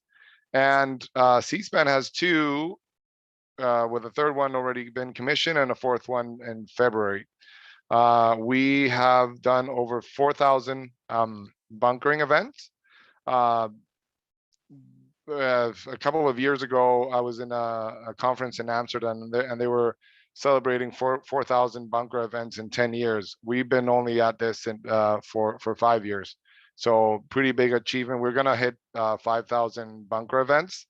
That again gives us the experience to deal with our customers and the safety and the infrastructure issues on creating a new fueling infrastructure that really nobody else has in the world. Because we have learned so much in every transaction that just it's amazing to see our technical group how they deal with issues, how they prepare to run a safe and reliable business. All right, so now to natural gas. I'm kind of gonna go quickly through these, a little bit of acronyms. So all these acronyms are basically majority methane. So compressed natural gas is what we use for the trucks. LNG, liquefied natural gas, obviously. RNG is what we call the methane that comes from landfills and other processes that we are heavily involved with in sending back to the pipeline. We are asking our regulator, the BCUC, to supply all new houses with renewable natural gas. So this is basically methane that would have been either burned or just emitted to the environment otherwise, and we have permission from our regulators to incent that the producers of this in farms and in landfills to capture that methane and purify it and re-inject it back into the pipeline. Natural gas, I think most people know what natural gas is. Biogas is the gas that is decomposing in farms and landfills before it's purified and sent back into the pipelines as renewable natural gas. A little bit more information on natural gas. It's odorless, colorless, non-corrosive, non-toxic, lighter than air. So it dissipates quickly. That's important when we're talking about spills. And I think we've all come across this smell. Natural gas doesn't smell. The mercaptan that we add into the natural gas is what's smelly, and we have to add enough so it's a human can smell it and not necessarily have to look at an open range or a valve, but detect it with our noses. The natural gas is not easily ignited. You'll see this in the video. It has to be between 5% and 50% natural gas to air combination. Just to put it in perspective, gasoline and propane are way less, so 1.4 and 2.1 A little bit of history. This is our Tilbury LNG plant. It was built in 1971, so we have more than 50 years of experience running it safely. The industry of LNG carriers started a little bit before that in the 60s, and it has been running since without major safety issues. So we in the LNG industry take safety quite seriously. I'm going to just show you another picture that we added a wall, retaining wall, as per our regulators, to contain any spill within any unlikely spill within that volume. So the impacts of a potential highly unlikely spill would be contained there. Let's go to the video. Most of the information I'm talking about is in this video. So if this would have been non-COVID years, we would probably have sent Brent, who's in the picture, and Ray Kroll and myself to do a LNG safety demo, which is what we're showcasing here. And we've done with over 300 first responders all over Vancouver Island and the Lower Mainland. And it's been quite beneficial because people always associate LNG with propane, and when they see LNG, then they're quite content with the fact that it burns as a lazy flame, as you'll see in the video. So let's see that video. Chloe and Megan, can you confirm that the video is actually that you can actually hear the video, please, with a thumbs up? Okay. Liquefied natural gas, or LNG, is made from the same natural gas we use for cooking and heating, and increasingly to fuel trucks, buses, and ships. It's also exported overseas to countries switching to LNG for heating and electricity. We've been working safely with LNG for more than 40 years. My job is to train others. Oh, sorry. I don't know what happened there. Liquefied. It's also exported overseas to countries switching to LNG for heating and electricity. We've been working safely with LNG for more than 40 years. My job is to train others how to work safely with LNG too.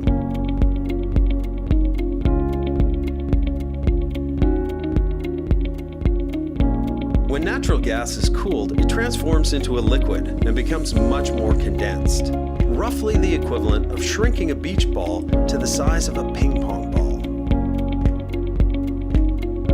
LNG is colorless, non-toxic, and non-corrosive. And cold, very cold, minus 162 degrees Celsius. That's why I wear the safety gear when handling it.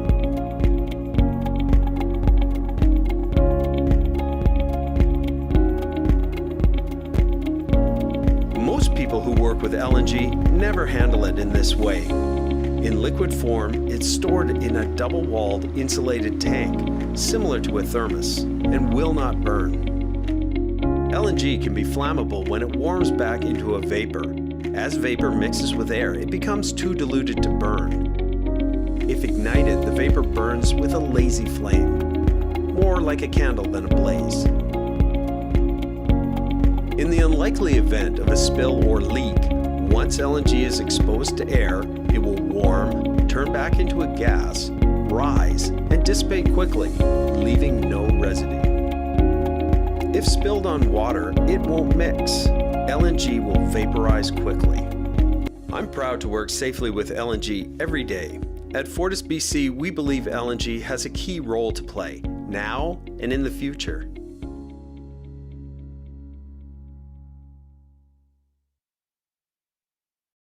All right. So where is it made here in the plants that we own? Tilbury 1, it's in Delta, right on the shore of the Fraser River, and Mount Hayes is up in the mountain near Ladysmith. These two plants originally were for peak shaving purposes only, but then we got permission to sell for over the road, power generation, mining, marine, and hopefully one day rail. Let's just talk a little bit about cryogenics. Obviously, the challenge of cryogenics is maintaining the liquid in its liquid form, because it's a minus 162 degrees or something similar. And then as it gathers heat from the environment, it tends to evaporate and increase the pressure within the container. So that's why we have to have a very special containment for cryogenics. The other piece of information I thought was relevant for this group is how LNG is made. So the natural gas comes in a pipe, we cool it down in various stages with refrigerants, and then we have LNG, obviously, and then we store it in that kind of yellowish tank that I showed you in the beginning. Again, these tanks are specially made for cryogenics and to withhold and maintain the temperature. A little bit more on double wall tanks. These are the tanks that we use to transport LNG. There are other types of tanks. This has the sticker that we made to show what it is. The liquefied natural gas is in there. There's an inner stainless steel tank with a super insulation around the inner tank. Then there's vacuum to take all the molecules that could transmit the temperature from the outside to the inside, or vice versa. And then there's a carbon steel tank on the outside. A few of the storage tank that we use, the bottom left was what we use mostly to transport. Then the top left is a mobile refueling unit that fuels tractors, LNG tractors. The bottom right is a tractor tank that holds the same way LNG at a low temperature. And then the top right is an ISO tanker that I'm going to just expand a little bit next. These ISO tankers are very versatile. You can put them in ships, you can put them in trailers as this one, and you can basically drive them through terrains. They're doing that in Indonesia and Malaysia, and the island markets are starting to change, or building business cases to switch to these type of tanks. They're very versatile. We have conversations with Asia, with a few countries in Asia that are very interested in this, because it's a way to get the product to these communities that are using higher emitting fuels quickly and safely. These tanks have a holding time of weeks between our plant and the final destination. This is just another look at how the ISO tanker, the LNG ISO tanker or ISO tanker looks in a tractor. So it's very, very versatile. And I think the last thing I'm going to talk about is the different modes, sizes of transportation. On the top left, we have the Bergen, who's has a 850 cubic meters storage tank. Then on the top right is a 4,000 cubic meter LNG barge. And then bottom left is a little bit bigger, an 80,000 cubic meter container. And then the biggest one on the bottom right is 183,000 cubic meter LNG carrier that is used for export. So the top row is used mainly to fuel other LNG vessels, and the bottom two are basically to carry the LNG from the producers like us to the final destination in other countries. That is it for me. If you have any questions, you got my email there if you have any further questions. Thanks so much for providing that overview, Jorge. And it's always good to see a video and how LNG actually looks when it is spilled or in use. It looks like, Aaron, you've got a question for Jorge, so go right ahead. Thanks. Hi, Jorge. I'm just wondering, here, I'll turn my video on. Just in terms of the Arctic, in terms of getting, maybe the LNG is coming from BC, are there special considerations for vessels and for storage and this type of thing in the Arctic environment, given that they're traveling so far? Anyway, I'm just wondering about actual sort of Arctic specific considerations for this type of fuel storage and use. Thanks. So, Aaron, I can pretend I know more than anybody here, but I don't. I'm very knowledgeable in transferring and fueling and the production of LNG, but I would let maybe Andrew answer that question, or maybe some other folks who are more knowledgeable on the marine side of the business. What I will say as an introduction is that the safety standards that the carriers use are for all the types of seas that they can encounter, and the safety mechanisms apply for all the types of weather that the vessel is going to encounter. I don't know if anybody else has more information on that. I'll just very Andrew, briefly. please.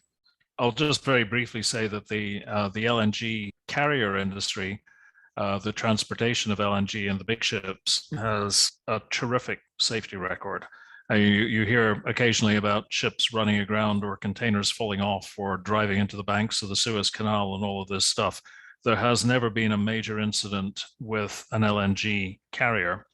And when using LNG as a marine fuel came up, the gas carrier operators helped set up a safety infrastructure for ships using LNG as a fuel to try and make sure that nothing that happened to LNG fueled ships would compromise that safety record. And to date, the safety record has been great. As Jorge mentioned, they've done 4,000 bunkerings of LNG. That means that these ships have been operating with LNG, and neither in Canada or anywhere else, to the best of my knowledge, has there been a fatality or a serious injury associated with LNG ships, and certainly none of them have gone bang. So there's always a first. So I do a lot of risk assessments on LNG, and what I say as my introduction is that in the worst case scenario, everybody dies. Doesn't matter what you're talking about. A lot of you are living in Vancouver. There's a tsunami, an earthquake, everybody dies. But the probability is really low, and that's because everybody is working with very high safety standards. So I'd better shut up at that stage before somebody cuts off my mic. Yeah, thanks, Andrew. I'm reading here in the chat, the last LNG ship that blew up was in 1943. I must say, I don't know of that LNG ship blowing up. I know that I actually met somebody that was working LNG since the 70s, and the LNG carrier business started in the 60s. But really interesting in knowing a little bit more about it. I know that there was a few incidents, very, very serious incidents in the LNG distribution, both in Boston and Texas, and or Massachusetts, not necessarily Boston, that basically started all the standards and regulations that we have today. But an LNG ship blowing up, I don't have information on that, but I am really interested on it. All right, so I want to be respectful of time coming up. So Brian, we're gonna, maybe if you can post it into the Q&A, your question, and then that's something we can try and capture if we've got a little bit more time later on this afternoon or tomorrow, definitely. Our next speaker, we've had a little bit of a flip in our order. So our next speaker is Cal McClure, and he is the CEO of CryoPeak and has previously held leadership positions in LNG shipping and small-scale LNG industry for over 20 years, including 10 years in international shipping with TK Shipping. And he has been also involved in establishing LNG bunkering and developing projects to use LNG as a fuel, including floating storage and regasification projects. Callum is a professional engineer and also holds an MBA from the University of British Columbia, and he'll be talking to us about LNG as a baseload for renewables. Great, thanks very much, Megan. I'll just try and get my presentation sorted out.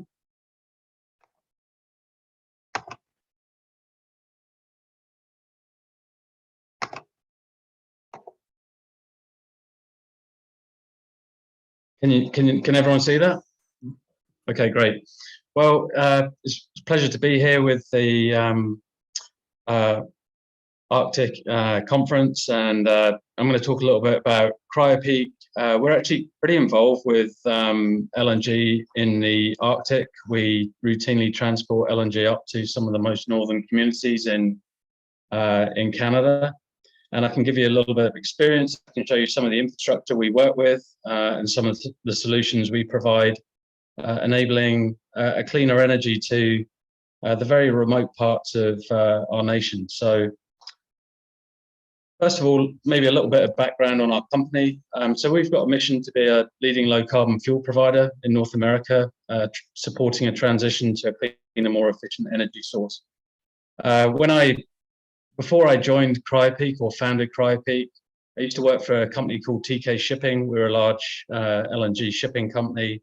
I was there for many years and founded the company in 2012. And at that time, Fortis had just started to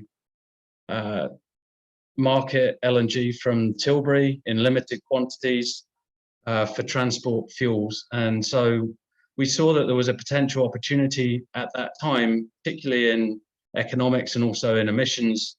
Emissions at that time were not as obviously in focus as they are today, but they were still very much, it was seen as at that time a cleaner fuel source.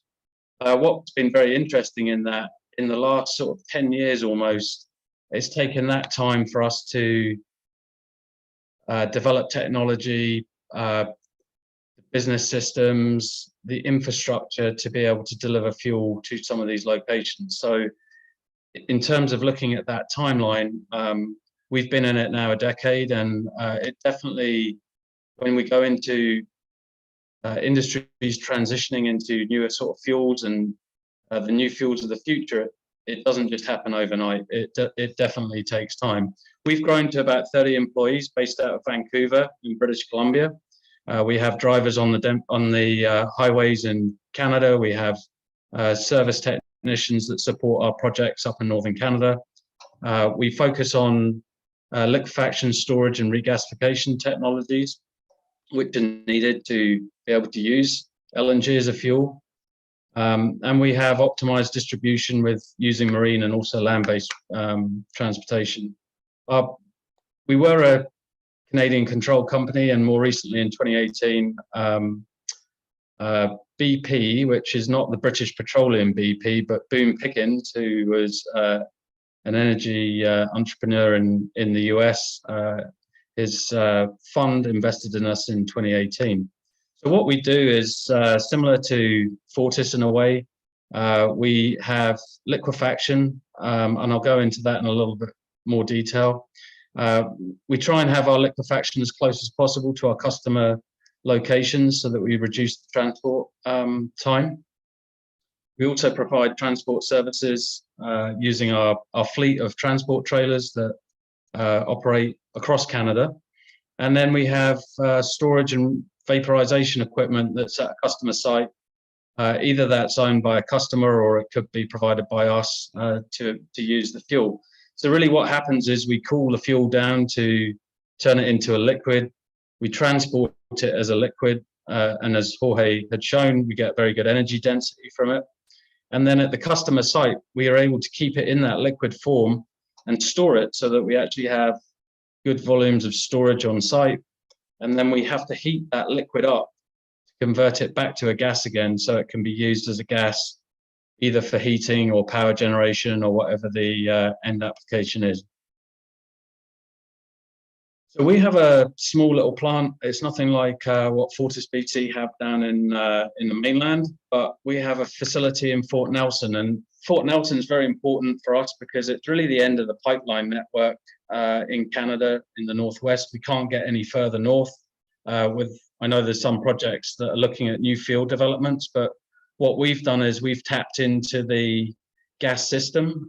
So we actually tap into, there's a T-North transmission line that's owned by Enbridge, and we're able to get sort of reliable supply from that gas system. And then we take that in, we liquefy it, and then we use a single mix refrigerant process, which is quite efficient. And we have LNG storage with a truck loader. We're connected to the BC grid, so we do get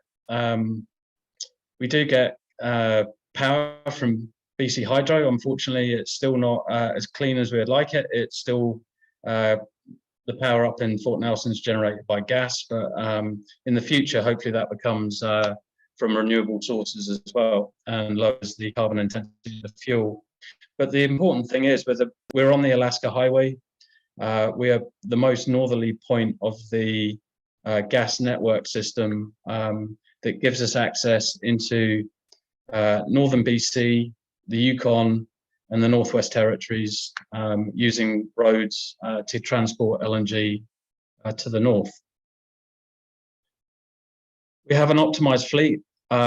We developed this trailer on the bottom left, which is it's a Super B trailer. It's similar to some of the other fuel trailers that we see in Canada, whether it be for diesel or propane and other fuels. But it's designed specifically to carry LNG. It's the same design as Jorge showed. It's got they're basically like great big thermos flasks. That's how I like to sort of think of them. And they hold the product within the inner vessel.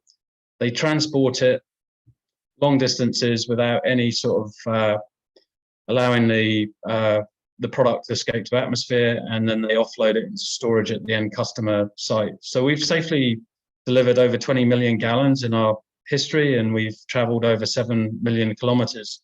We have a fleet of our own drivers that actually travel up the Dempster Highway on a daily basis up to Inuvik.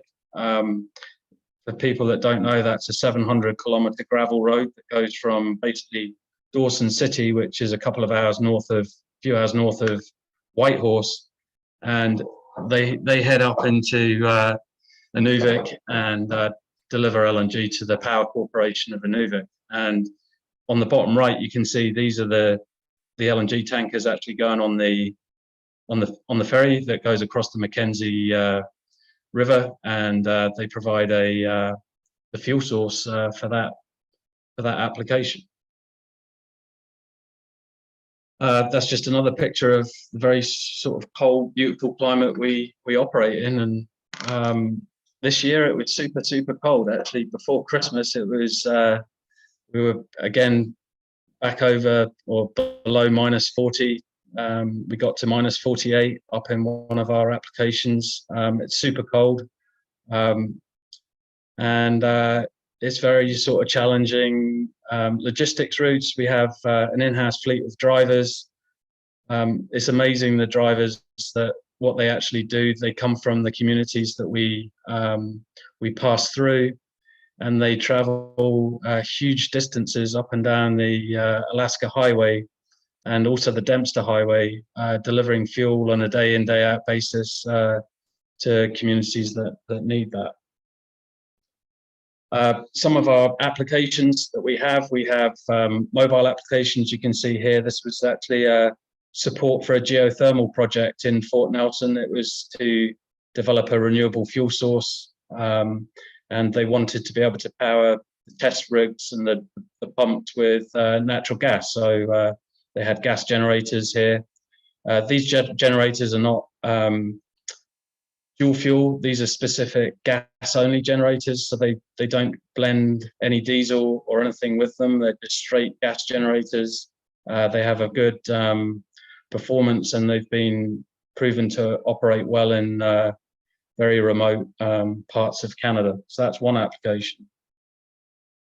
Inuvik, we talked about, it's a 2,176 kilometer run from Fort Nelson up to Inuvik.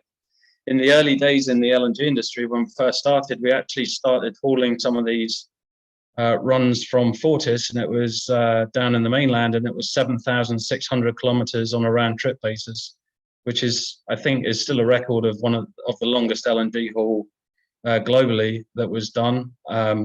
You can see on the right hand side that the trucks there are actually offloading in Nuvik.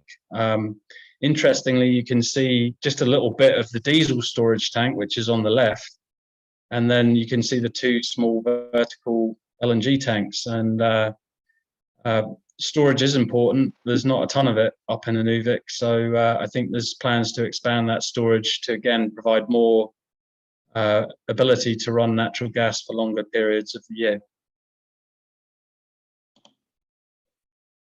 This is an application in Whitehorse.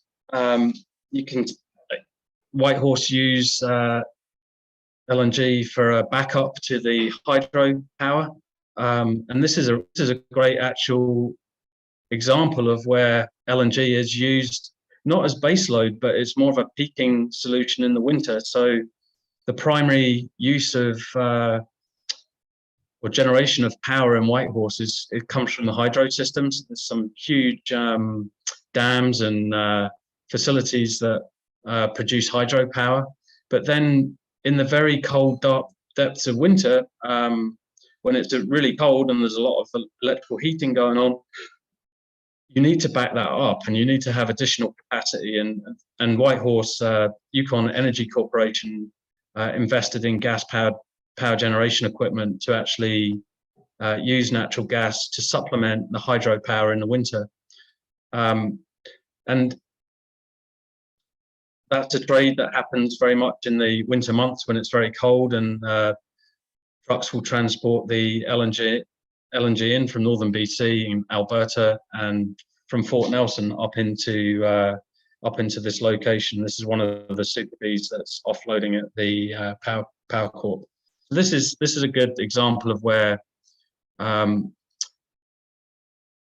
is very complementary to a renewable. The other thing that happens in Whitehorse is the amount of energy that's available from the hydro facility is very much dependent on how the weather is in the year, in terms of how much snowpack there is in the winter, how much rain there is to replenish reservoirs. And then the sort of new climate, we see that there's more variability in that. So sometimes you have a year where there's an abundant supply of hydro, but some years there may be less. And obviously society doesn't accept that we won't have power. So you have to have solutions to provide that additional power. And LNG has been used successfully in this example. This is a picture of Fairbanks in Alaska. So this is a very large tank. It's a concrete storage tank, which was built fairly recently. And what's interesting with this tank, it's not connected to any gas pipeline grid, but all the LNG that's used in Fairbanks is transported either from northern BC, or it's also transported up from the Cook Inlet in Anchorage. So it comes from the south. It goes for about 5 hours or so, and then it's offloaded into this storage tank. This storage tank is able to supply the grid in Fairbanks, so they are starting to build out a natural gas grid. It's also able to load LNG from it and also reload LNG back onto trucks so that you can access other users. And it's an example of, I would say it's the largest example of off-grid infrastructure that is truly off-grid, and the community is able to access natural gas as a fuel source. That was just a picture before, we've talked about that. Yeah, and then just a little bit back to LNG as a fuel. From a burner tip perspective, it's got low carbon intensity. There's definitely further work that should be done in the gas industry to further reduce the carbon intensity. There's definitely fugitive emissions that need to be improved, particularly in upstream applications. So we're fully supportive of any initiative to do that. And then as we produce LNG, we try to use cleaner fuel sources. So we, for example, use the natural gas grid to liquefy the LNG so that we can benefit from grid power. In addition, we would love to transport our LNG using natural gas fueled trucks.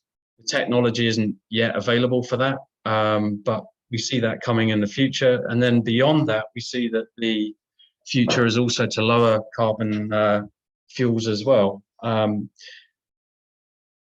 then natural gas has a very good fit when you look at heating and power generation needs.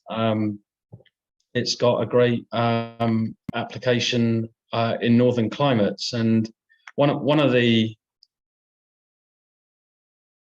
sorry, I'll just just moving on.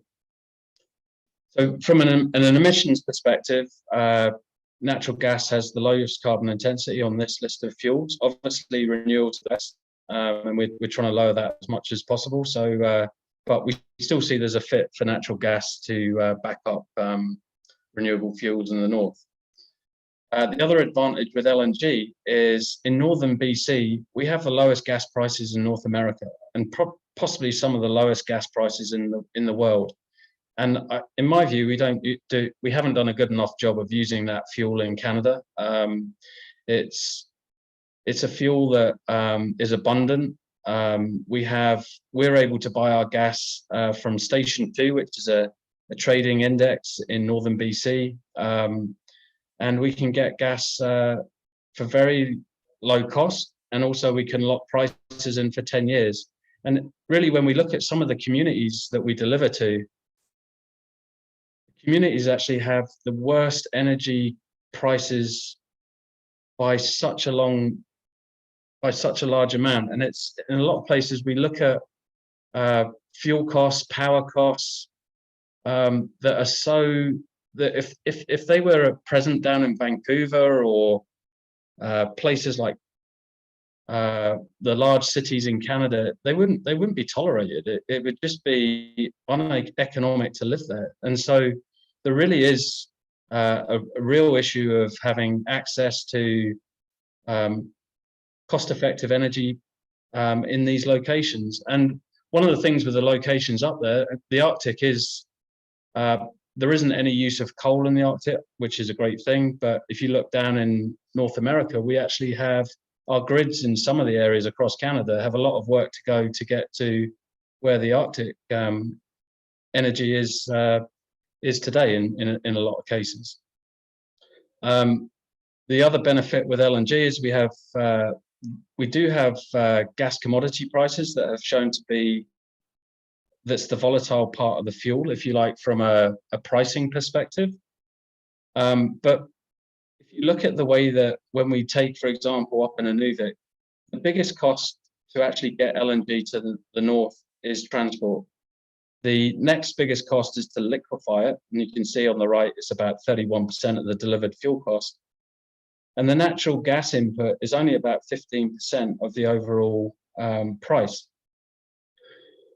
So when sort of during COVID, we had the run up of energy prices, we saw the gas price actually increase 100% in 2021. It went from $1.50 to a GJ to $4 a GJ more recently. And we were able to hold our delivered price to the north within 7.5%.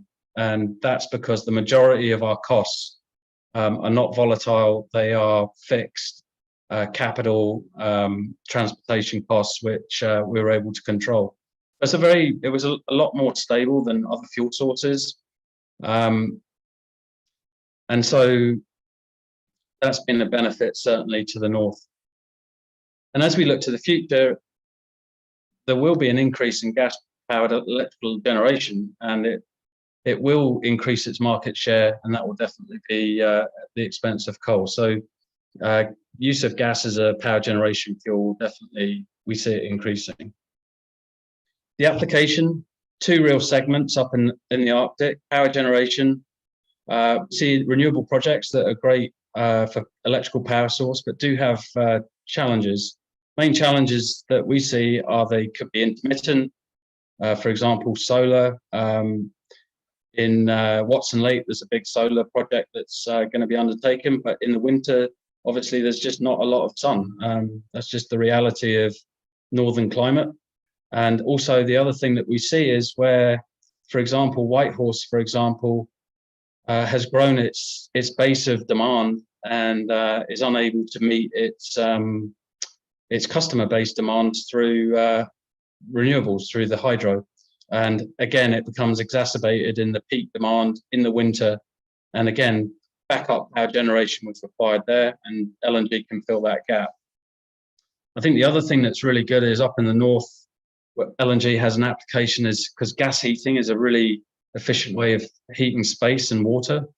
And then local gas grids do enable customers to connect with centralized facilities. So if you're using gas for power generation, it's a great heating source.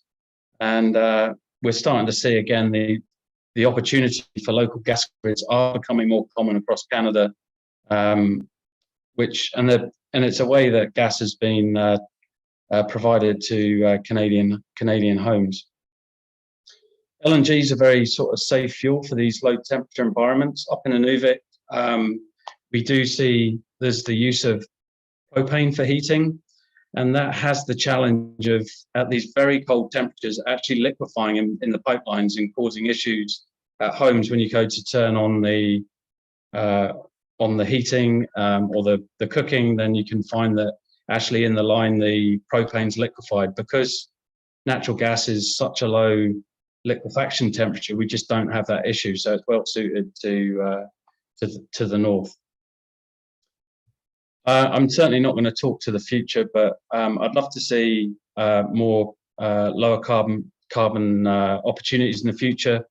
I'm not sure which direction it all takes. Maybe it's hydrogen, maybe there's different fuels, but this is just an interesting example of a processing facility that's been developed in Australia. They actually take LNG and then they split it and turn it into hydrogen and then graphite as the byproduct of it, which is a solid carbon and can be captured. And that project's actually progressing in Australia. We're looking at that very interestingly, but obviously with any new technology, there's a long way to go. This is just another picture of a warm climate. So I've shown a lot of snow and ice in my presentation, so I thought it'd be good just to have a look at somewhere hot. This is Australia. This is an example of the power station, which is gas fueled, backing up the big solar and the wind facilities at a mine. And it's considered as a hybrid renewable microgrid system, which is providing power on a continuous basis to the mine. Callum, I'll just get you to wrap up if you can, please. And that's what I have. So thanks for your time.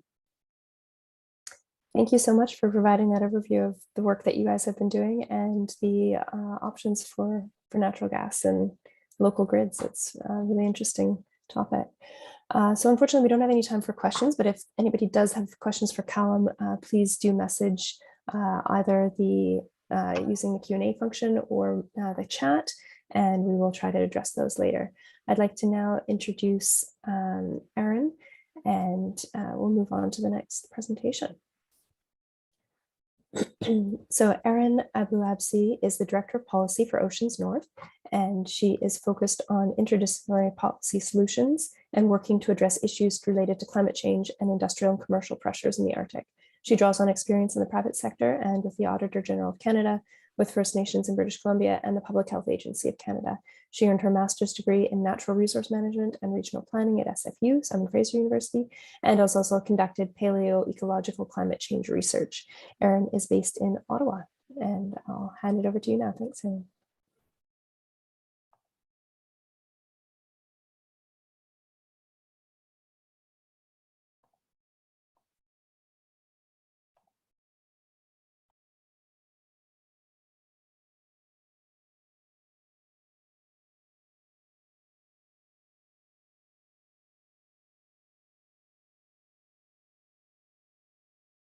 Sorry, I lost the ability there to unmute myself when I opened my presentation. Here we go. You can hear me now. Okay. Thank you for that. And thank you very much for including me in this perspective sharing workshop. I just wanted to start by saying what a tricky time we find ourselves in and how complicated these policy questions are. So I really appreciate being invited to speak and share my perspective, and the breadth of panelists. I think it's been really, really interesting so far. So I'm bringing you back up north and bringing you back into shipping. There will be a bit of redundancy in my presentation. I hope I give a little bit of a different angle, and I will be focusing on climate change. So, so here we go. So my name is Erin Abouabsi. I'm the Director of Policy for Oceans North, and my presentation's on ecological and sociocultural values that are relevant to this conversation. So Oceans North, we are Canada's largest ocean-based charity. You know what, I've just realized I can't see my notes here. Let me see if I can. You can still see my screen okay? Okay, here we go. So we work on marine conservation in partnership with Indigenous and coastal communities, and a lot of our work is around supporting communities to develop protected areas for the places that are important to them. But we also do a lot of work on policy. So that includes a lot of work on fisheries, also shipping and mining and oil and gas. The Arctic shipping work that we do is focused on supporting Inuit-led initiatives to become more involved in Arctic shipping management and governance, as well as community-based programs and policy development. And we're working more and more directly on climate change impacts and mitigation, as that underpins so much of our work. And so we are working on shipping emissions, this big question, and that includes advocating for the inclusion of Canada's maritime sector in its climate plan, which is currently an intention of the government and was described in their NDC, their nationally determined contribution to the Paris Agreement, but they haven't made a plan for this sector for Canada. And we also hosted Canada's first ever Port and Maritime Hydrogen Summit, which I think the necessity of that is apparent in this conversation. And so there's great opportunity for Canada and a lot of Canadian businesses that would benefit from more activity in this arena. So I'm going to bring us back to Arctic shipping. I'll try not to dwell too much here because we heard some really great presentations on it, but some of the special challenges faced by shipping up north. Of course, the biggest one being the presence of ice, that the operational window for shipping is quite is determined by that ice. So it's largely from July to November, September being the most ice-free month. And of course, it's not like a yes or no, is there ice? It's a very dynamic environment. As we heard from Neil, every year is a bit different, and mariners are required to alter their course to avoid ice and ice-infested waters. And this is related to another challenge for mariners, which is a limitation of information. So because the vastness of the region and limitations to satellite coverage at the poles, mariners aren't able to access the same quality of real-time weather and ice information as they may be able to in other parts of the world. So we're very lucky in Canada to have a lot of expertise in Arctic shipping, and our mariners rely on that as well when they're making decisions up north. Another limitation in information is sort of the long-standing Canadian project to provide modern charting for the Arctic. The Ocean Protection Plan recently made some initiative to do that, and the low impact shipping corridors we're hoping will focus some of that effort and get us further, but there's still a long way to go. There's a major infrastructure deficit across the board, but also for shipping in the north. So very limited port infrastructure. Shipping companies are unloading barges onto beaches. The limited fuel transfer infrastructure makes that a risky activity. It takes longer than it needs to. Limited salvage and repair services, extremely limited response capacity, and those new icebreakers will help. And so shipping companies are bringing what they need into the Arctic to deal with these conditions. Another challenge that's key here, which has been touched on, is the nature of the Arctic marine environment. And I'll just spend a moment here talking about it. The structure of the marine Arctic ecosystem is such that it's more of a simple food web. There are fewer species occupying each ecological niche, if you think back to your grade 11 biology class. And because of that, the ecosystem is more sensitive to disturbance. When we add on top of that, the sort of directional change that's coming from climate change, which is impacting the ecosystem in many, many different ways, we see a heightened need to minimize the impact from our commercial and industrial activities so that we don't tip the ecosystem into a degraded state. That becomes even more important when we think about another key feature of our Arctic, which is that it's a peopled place, and that the Arctic communities in Canada have very, very strong relationships with the marine environment. They depend on it for food security and cultural continuity. So it is absolutely critical that the integrity of the environment continue to support these communities. The last piece that's a special challenge here is just the necessity of completing resupply. Because so many of these communities don't have roads, the vast majority to them, they're fly-in. All the fuel, materials, goods, and non-perishable food that needs to last until the spring will come in on those ships. So it's really, really critical that Canada continues to maintain a safe, efficient, and reliable Arctic shipping regime. So the risks that are presented from Arctic shipping are pollution events being one of the greatest ones. And we've seen a steady drumbeat of incidents in the Arctic from ships. We saw the academic Ioffe a couple of years ago, the Clipper Adventurer before that, the Nanny before that. These have all been groundings. Luckily, none of these have led to major pollution events, but it is a critical issue for the Arctic, in part because of that ecosystem that I described being susceptible to major changes. The other risk from shipping is the overwhelming of essential capacity. So that's really like if there were a major pollution event, a major evacuation from a cruise ship, for example, a major search and rescue event, this would pull the resources from the Coast Guard, from nearby vessels, and from local boats, and could compromise resupply, leading to those costs to communities that I mentioned.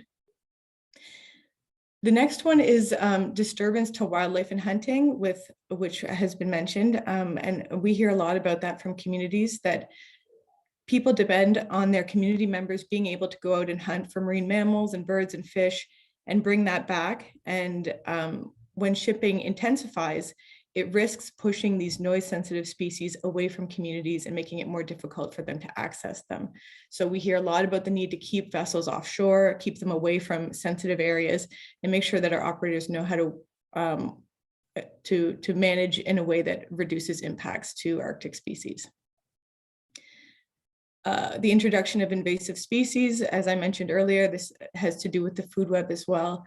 It's particularly susceptible to impacts from invasives, and especially as the climate warms and more vessels are entering from other places in the world. And then finally, the shipping in the Arctic contributes to climate change through the greenhouse gas emissions and also from the deposition of black carbon, which we heard about. So how can LNG help? Well, it does significantly lower spill risk, one of the more critical issues facing the Arctic from shipping. Other ways to do that too are to mandate an earlier switch away from HFO, which we heard, which would go a long way, and to invest in prevention and response capacity for the Arctic, something that people have been calling for a long time, which has been sort of slow to materialize, but it's coming through OPP and other things. LNG helps decrease nitrous oxide and sulfur oxide pollution. Of course, the switch away from HFO would also help with that, and accelerating work to get communities off of diesel would really help towards improving local air quality.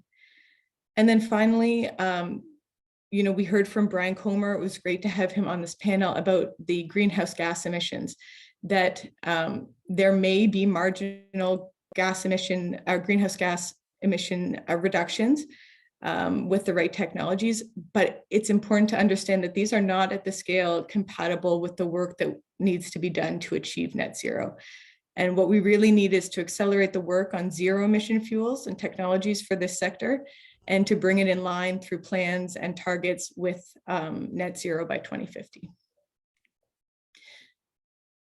So Nikolai took us through some of the different types of shipping that occur. So I won't talk too much about that, but one of the ways that we see risk mitigation moving forward in an Arctic specific way in Canada is through the development of these low impact shipping corridors, which have been mentioned, that really focus on preventing these incidents, improving charting, improving infrastructure, improving information available to mariners to make some of those real-time decisions, and then proactive management of the environment as it changes, including engaging Inuit knowledge and into these the management of these places, greater monitoring and oversight, and then higher level of partnerships with Inuit. So there's a lot of potential for this initiative, I think, to address some of the critical issues facing Arctic shipping as traffic increases. Of course, the greatest risk, though, to the Arctic marine environment is climate change. And we know that the Arctic has already warmed 3.1 degrees Celsius since 1971, and that's 3 times the global average. If you look at the figure here, you'll see the loss of ice globally. So in the blue, it's the loss of floating ice, and in purple, grounded ice since 1994. And we see that Arctic sea ice, unfortunately, has taken up the biggest area of ice that we've lost because of our greenhouse gas emissions. And so it's been 7.6 trillion tons of ice lost since 1994. And this relationship between our emissions and sea ice loss is so strong that it's actually a linear, statistically significant relationship. We can actually say now that for every metric ton of carbon dioxide emissions that we've emitted, we've lost 3 cubic meters of Arctic sea ice. So, it's, I find that quite sobering. I can go in and figure out, how much I'm responsible for.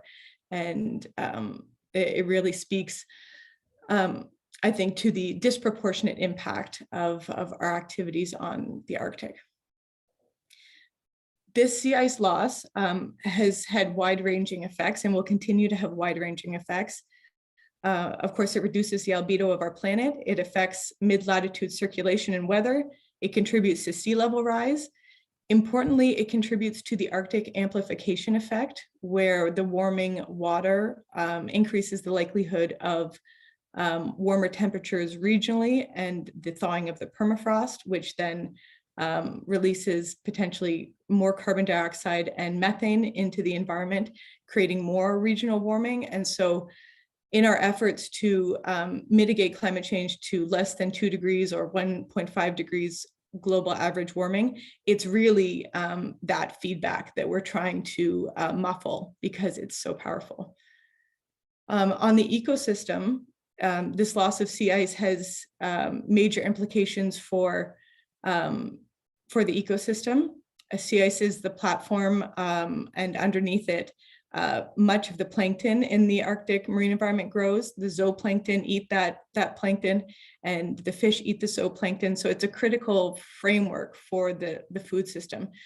The loss of sea ice limits these animals' ability to forage, so zooplankton and fish. It limits other animals' ability to hunt and travel, like polar bear and foxes. It limits the ability of seals and walrus to rear their pups, of char and narwhal, for example, to hide from predators. And it enables new species to come in, like orca and gray whale, to compete for resources. So we're expecting really significant changes, as you all know, but this is a reminder, in the Arctic. And so that's the context of this conversation. On Arctic people, we hear Inuit describe the sea ice as a highway or a farm. And so much like polar bear and foxes, it reduces the ability of people to move through the territory using the ice, especially at key hunting times in the spring. And Neil O'Rourke alluded to that in the importance of being very careful about ice breaking. And of course, this affects food security. It affects the ability to undertake cultural practices and to use and adapt the Inuit knowledge system. And it highlights the major equity implications of climate change in that, these effects are the direct impact of the wealth generating activities south of 60 that have not included Arctic people to a large extent. So I think it's important that we remind ourselves of these impacts and the need to ensure that Arctic communities benefit from the development that may come as a result of a longer ice-free season. So this slide is just about, the shifting nature of this conversation. If we had this conversation 2 years ago, it would sound different. 2 years before that, it would sound much different. 2 years from now, it will sound different again. So this, I want to point your attention to these graphics at the bottom here. This is from Climate Action Tracker. It's an organization that tracks countries' progress towards the Paris Agreement. And this is their rating for Canada. They've given us an almost sufficient for our domestic target, but an overall rating of highly insufficient. And that's because we do not have anywhere close to the policies and actions in place right now to meet our target. And that's, I think, very significant to this conversation, because we can expect increasing pressure from the public and increasing pressure internationally to put those policies in place as soon as possible to put us on a trajectory towards that target. So we can expect in the coming years an acceleration in the pace of policy action, including the forthcoming methane regulations for the oil and gas sector, which Dr. Comer alluded to. Canada has gone above the global target to look for at least 75% reduction in methane from the oil and gas sector below 2012 levels by 2030. It's a mouthful, but that's going to have a major impact on this sector, and we expect it to be regulated soon. A fossil fuel subsidy phase out has been promised before 2023. And the minister right now is working on plans towards meeting our 2030 target. So this conversation will continue to evolve and will make it more difficult for future fossil fuel development projects. When we look at the net zero target, we get a comprehensiveness rating of average. And so if you look at the other part of this graphic, that in part comes from the exclusion of international shipping and aviation from that target. So we can expect that as national governments do this very difficult work of bringing their sectors in line, they're going to want to see international aviation and shipping brought in line as well. And Canada has committed in its NDC to address shipping emissions from the maritime sector. So when we look at sort of the uncertainty, which Dr. Comer highlighted in the calculations towards greenhouse gas reductions from LNG as a marine fuel, and then we look at the action needed to address these and what we can expect in the future, these reductions start to look more marginal and uncertain. So it leaves us in an awkward place, admittedly. So what then? Well, really a need to focus on the solutions that get us to where we need to go and that benefit Arctic people.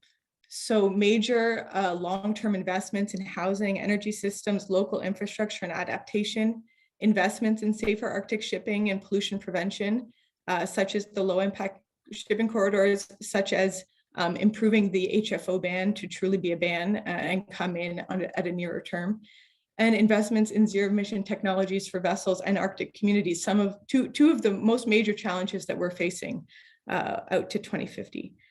So I would just end with the thought that the problem presented by climate change has really come into focus for policymakers and for the public over the last couple of years. And that challenge has really been defined as zero emissions by 2050. That's 28 years away, which in light of the scale of the challenge is a very, very urgent timeline, unfortunately for us. So is there a role for LNG at this point in the transition to net zero for Arctic shipping? And how do we ensure that we're developing the solutions that will meet the problem at hand in the time frame necessary. And that's it. Thank you for your attention and for including me. Thank you so much for that presentation, Erin. And I think those are really important questions that you've left us with there. I can see that we have a question for you in the chat, but unfortunately we're running a little bit behind in our schedule. We've had some really excellent information shared. So what I'd like to do is capture that question and have it brought forward in tomorrow's discussion and move along to our next speaker. Next, we're going to hear from Adi Agarwal, who is the General Manager of CLNG, a multi-sector industry coalition focusing on LNG as marine fuel. Adi has spent the last decade developing and executing strategies aimed at expanding the gas business into new markets in the maritime and offshore sectors, and has been involved with several opportunities, including floating LNG liquefaction and regasification in emerging markets, LNG as a marine fuel for bunkering, LNG gas carrier projects, and alternate marine fuels. Adi has a diploma in marine engineering from Singapore Polytechnic and bachelor and master's degrees in naval architecture and marine engineering from the University of New Orleans, and an MBA from Texas A&M University's Mays Business School. Adi is a registered professional engineer in Texas. And I'll hand it over now. Thank you. Thank you, Megan. Good afternoon, everybody. Can you hear me? I just want to make sure the audio is perfect. Thank you for the opportunity to present. Pete Keller, who's the chairman of CLNG, was scheduled to present, but unfortunately he had a schedule crash. So I'm kind of filling in for him with the last moment. So I apologize in case the slides are not up to date. A quick summary: I joined CLNG on 1st of January as the general manager for the team. For those of you who are maybe not aware of CLNG, it was founded in 2016. We have a lot of high-profile members, including shipping companies, ports, bunkering companies, banks, including some of the glass societies who are members. And we are essentially an industry coalition whose members are focused on demonstrating the benefits of LNG as a marine fuel throughout the value chain.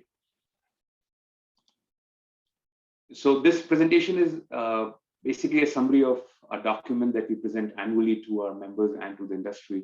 It's called View from the Bridge. And the material that I'm presenting today has been extracted from the document. And the document is available for download from the CLNG website, which is c-lng.org. So as the year ended, we realized that 2021 was a major year for LNG as marine fuel, and we saw significant growth. In fact, in terms of numbers, we realized that for 2021, 30% of the order book, which is the new orders that were placed for new ships, globally, 30% of the ships were ordered with LNG as fuel. And in certain sectors like container lines, almost 50% of the new orders were for LNG as fuel. So definitely we saw some new record levels being created in 2021, including new bunker vessels, ports that were offering LNG as bunker fuel. They all expanded at record pace. And of course, some of the key executives, for example, Sven, who is the CEO and president for NYK Group in Europe, he's been very focused in terms of trying to get the industry to do something today and not trying to find the perfect solution, because of course there is a lot of discussion with other alternate fuels in terms of ammonia, hydrogen, methanol. And in my own background, I've been in the marine sector for about 2 decades now. We're always looking for the perfect solution. So I think what Sven was trying to focus is that we don't have to wait for the perfect solution, but we do have a solution today, which is LNG as a fuel. These are some of the numbers really going back all the way to 2000. And as you can see, the industry got its first LNG fuel vessel around 2001. And for the first decade or so, we didn't really see the growth picking up until about 2013, with the new IMO deadlines for reduced emissions started picking up pace. And with that was when we noticed the industry really paying attention to LNG as a marine fuel. And in 2021, we almost had about 200 ships operating with LNG fuel, another 100 ordered with LNG fuel. And in the next 4 years, we are seeing exponential growth. I mean, by 2024, the LNG fuel fleet is expected to hit around 800 vessels. So as you can see, definitely this is a solution which is being recognized as a viable option for the industry to meet the 2030 and the 2050 IMO targets. Of course, even talking about the Arctic, there are a couple of examples that I wanted to share. So in May 2021, the Japanese Agency for Maritime Studies and Technology, they announced that they're going to be ordering Japan's first research vessel with ice-breaking capabilities that will be LNG fueled. And then later last year in September 2021, Russian mining company Nickel, they announced that they'll be participating in designing and building Russia's first LNG fuel icebreaker. So we are again seeing orders being placed for LNG fuel ships that will be operating in the Arctic. So as I mentioned that there has been an increasing growth in the order book for LNG fuel ships, and ship owners and operators are definitely focusing on LNG as a viable pathway to take the industry towards the 2050 IMO goals. And the assets that are coming online today, they're all part of the net zero shipping strategy. And the goal is that today you're ordering ships to operate on the current LNG, which will essentially be replaced with bio-LNG and synthetic LNG eventually.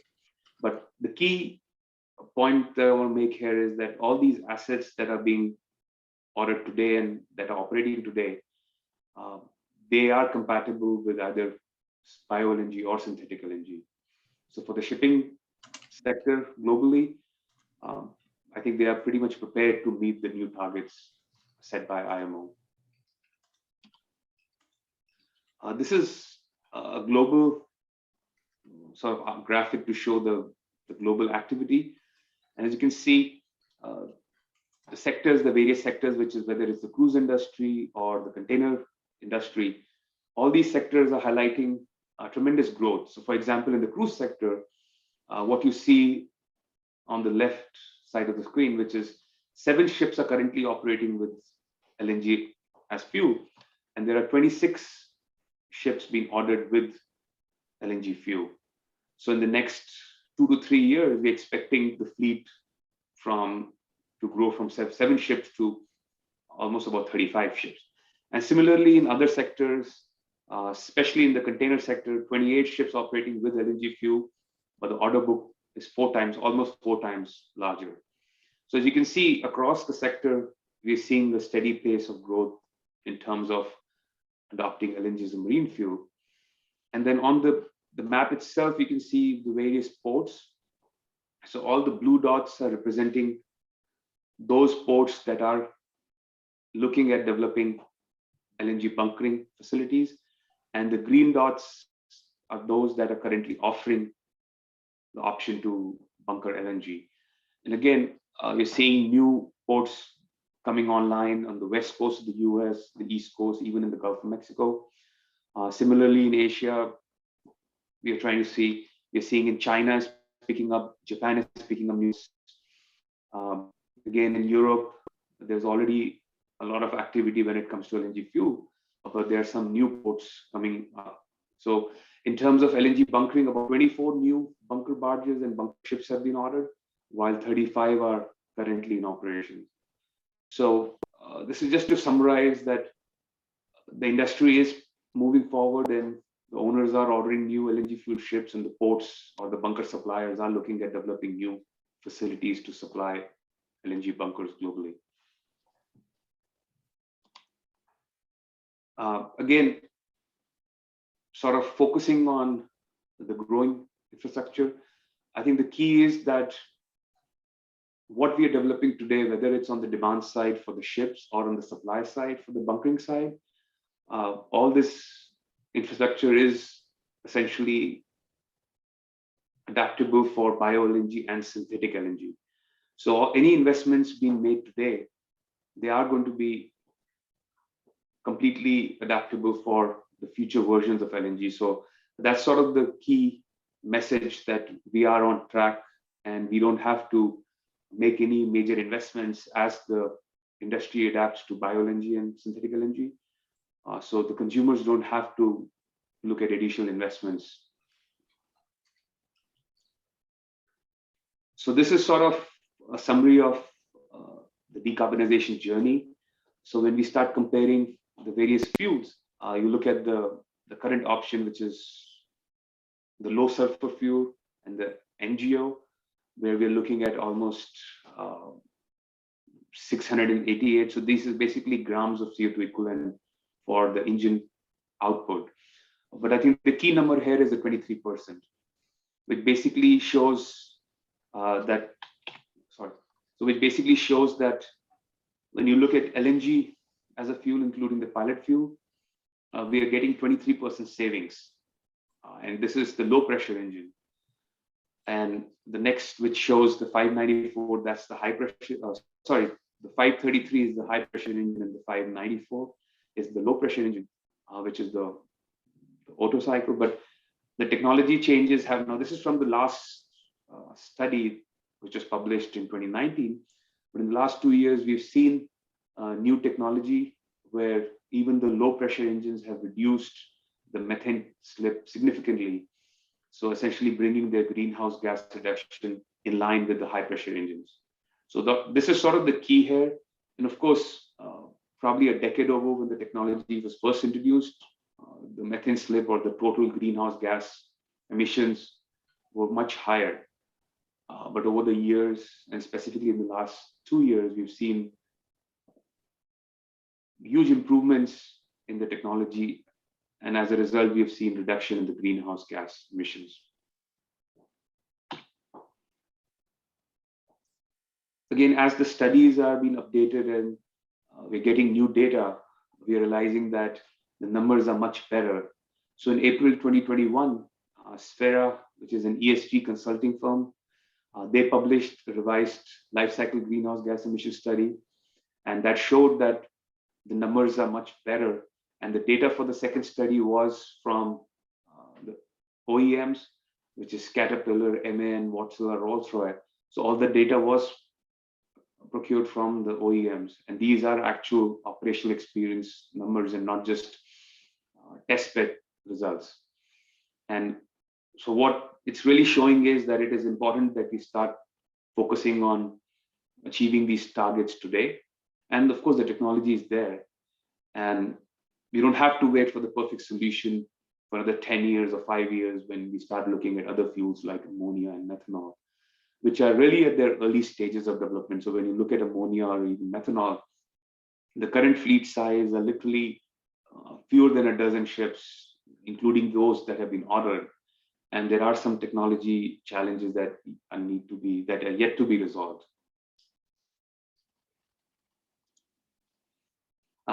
Again, this is what we call the LNG stairway. So from where we are today, when we start looking at LNG, we are already getting 23% reduction in greenhouse gas. And then heading up to 2050, as we start looking at bio-LNG and then synthetic LNG, we are on track to achieve the IMO goals for 2050. And I have a slide, I think a couple of slides later, where it shows that how we actually achieved the 2050 targets. So again, this is a little bit more on the bio-LNG, where of course the bio-LNG we can use the bio waste today. And as far as the synthetic LNG is concerned, it's really based on the same green hydrogen, which all the other alternate fuels are going to use. So whether it's ammonia or methanol or synthetic LNG, they're all really based on synthetic or renewable hydrogen that's going to be procured from the electrolysis. So with LNG, you basically use the carbon molecule from the carbon capture, and then all the existing infrastructure is used, whether it's for transportation of the molecule up to the ship or the storage and combustion technology on board the vessels. So the pathway is almost it's almost finalized, and that's why when you look at the executives, like for example from CMSCGM, they're very convinced that bio LNG and or e-methane, they're going to be part of the final solution. And in terms of compliance, when we start looking at the improvements from LNG, when it comes to, for example, SOx, there is a 99% reduction in SOx, about 85% reduction in NOx. And when it comes to the particulate matters, it's again a 99% reduction. And I think, which is something very important for the Arctic region, are these emissions, including specifically the particulate matters. So as we're looking at the various fuels, I think the global shipping is definitely focusing on LNG as one of the strongest contender for the final solution. So this is the graph that I mentioned earlier. So this is what shows that how LNG takes us to 2050. So basically, the Poseidon principles use carbon intensity from the vessels to establish a decarbonization trajectory to make sure that the shipping industry is aligned with the overall climate goals. And they rely on what's called the AER, which is the annual efficiency ratio. And that's what the y-axis is. And it uses, the AER uses key parameters as the fuel consumption, the vessel capacity, and the distance traveled by the vessel to basically boil it down to an AER number, which is a ratio. And as you can see, in 2033 is when or actually going back to 2026, then the heavy fuel oil and the very low sulfur fuel oil, which is the VLSFO, they basically fall out because you cannot meet the AER targets with just the heavy fuel oil and using the scrubbers. So then you have basically a 7-year window, which you can still use LNG and meet the goals, the AER targets until 2033.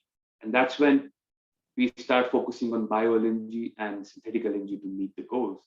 And this basically from 2033 to 2050, bio LNG and synthetic LNG what basically takes us all the way to meet the goals. So what it's really doing is the AER is really, it's the gram of CO2 that the ship is allowed to emit to carry a ton of cargo up to a distance of a nautical mile. So these are the numbers that really go into calculating in AER. So, I mean, basically, graphically, when you look at it, you have to meet the 2050 goals. And in order to meet that, synthetic LNG is what takes us all the way to the 2050 targets. So really, in summary, I think the message from CLNG is that waiting is not an option, especially when we have a solution today. We have the technology there, whether it's LNG burning engines or whether it's the fuel gas supply system on board ships, including the training of the crew. With my own background, I know that crew training and onshore staff training is really critical because on LNG carriers, the crew is already trained. But when you look at cargo ships, whether it's container ships or bulk carriers or tankers, the crew doesn't have the experience with other fuels.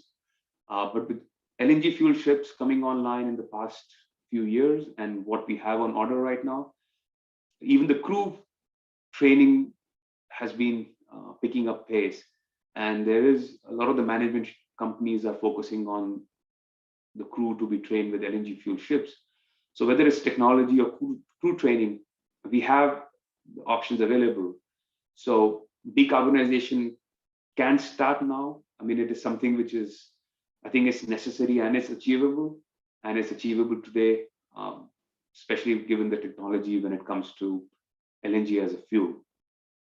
So I think that, again, the key message is that the LNG pathway is very clear. And a lot of the key players are already adapting the technology today. So that's all I have from my side. I appreciate your time. If you have any questions.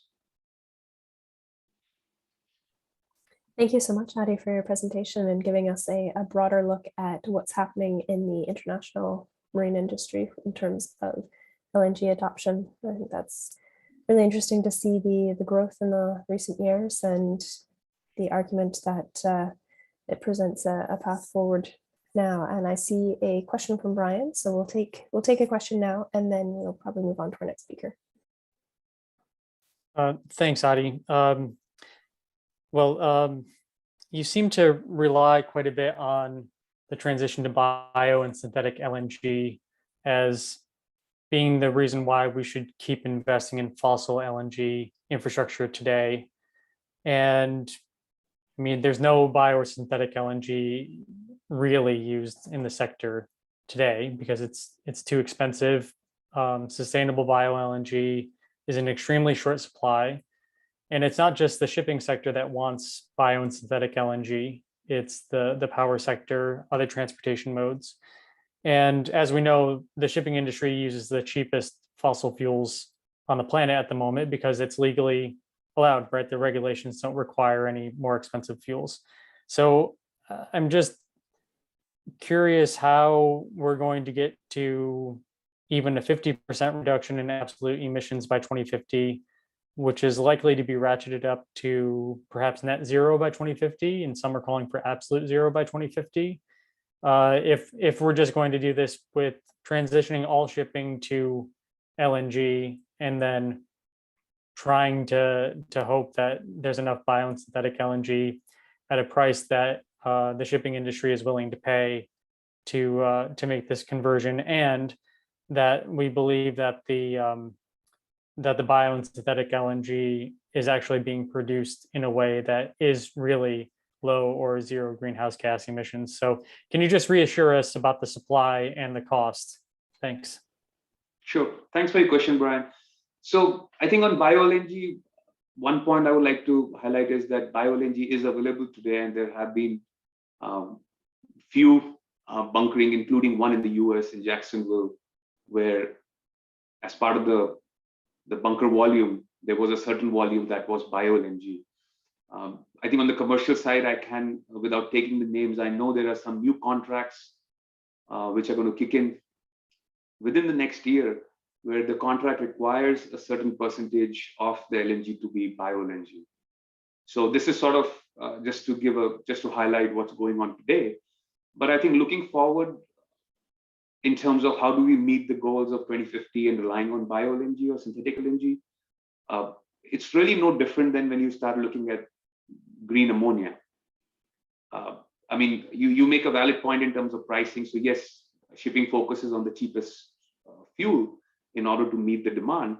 But when you look at ammonia, 95% of the ammonia, I think the global trade volume is around 170 metric tons, if I'm not wrong. And about 95% of that is used by the fertilizer industry. So when you look at ammonia, and of course, I'm not anti-ammonia, but still, just to make the point, we have to realize that when you suddenly introduce that, well, shipping can use green ammonia, there is already a very tight global market for ammonia.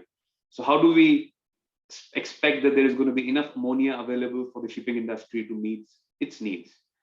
So given that, I think bio-LNG is definitely in a much more comfortable position today, where we are seeing about 10% of the volumes are, I mean, for example, the buyers are requesting 10% of the volume to be bio-LNG. And then when you hit to synthetic LNG, again, your feedstock is hydrogen. So it's really, I think the key is going to be what will it take to produce that renewable hydrogen.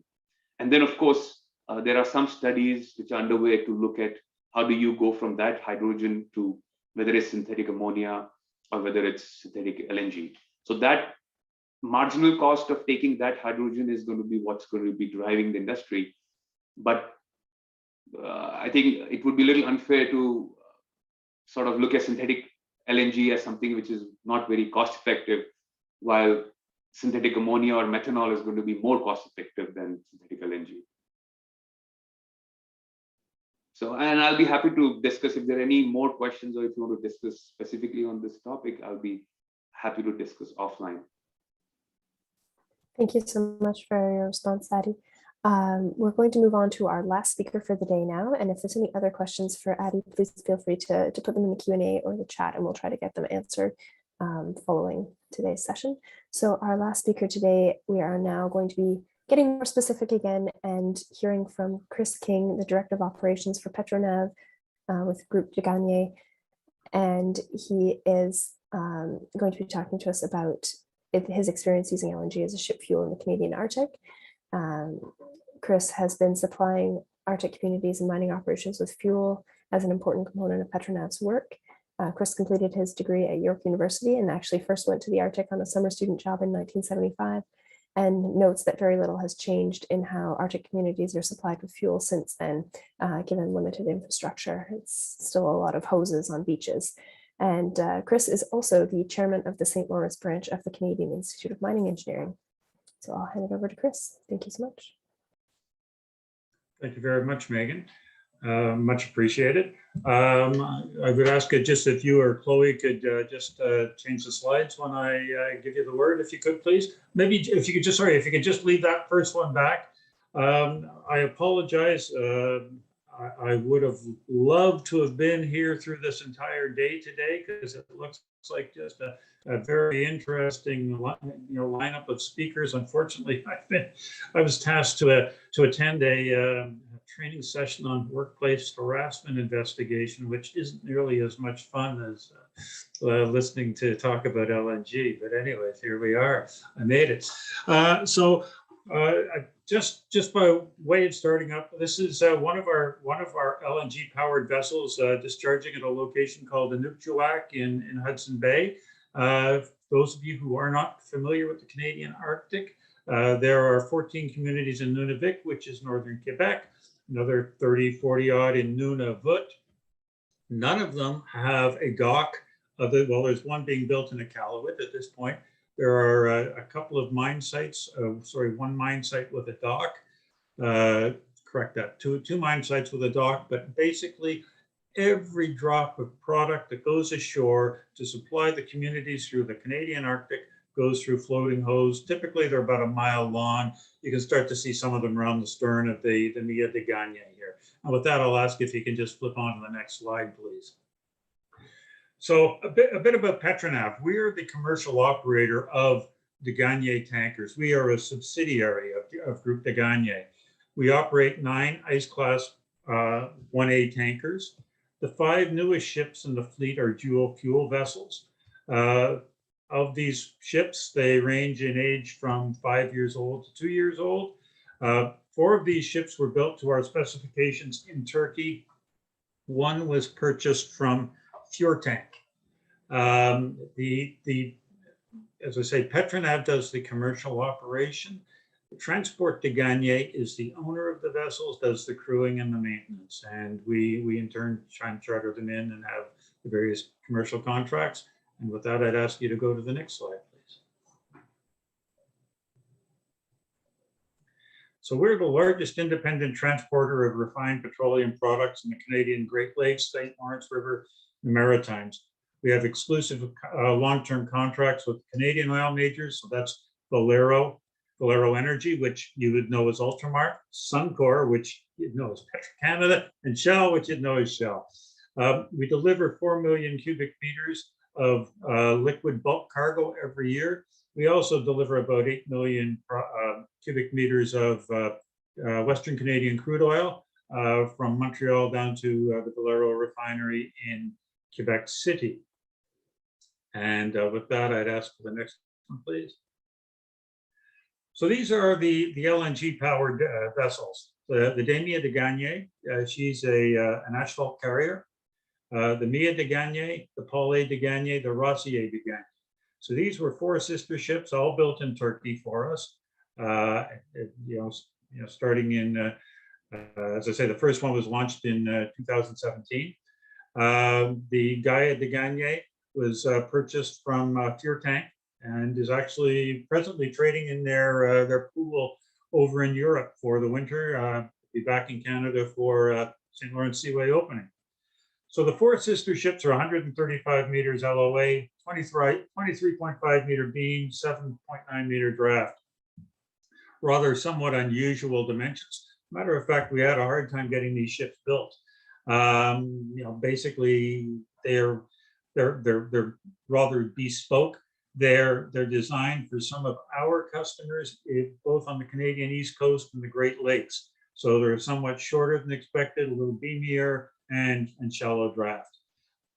These 5 ships, though, are the only LNG-powered vessels in Eastern Canada, with the exception of one ferry. There possibly, a couple of more ferries may be in the works. 2 of these vessels worked in the Arctic in 2021. And next slide, please. So we started talking about LNG and thinking about LNG in 2013.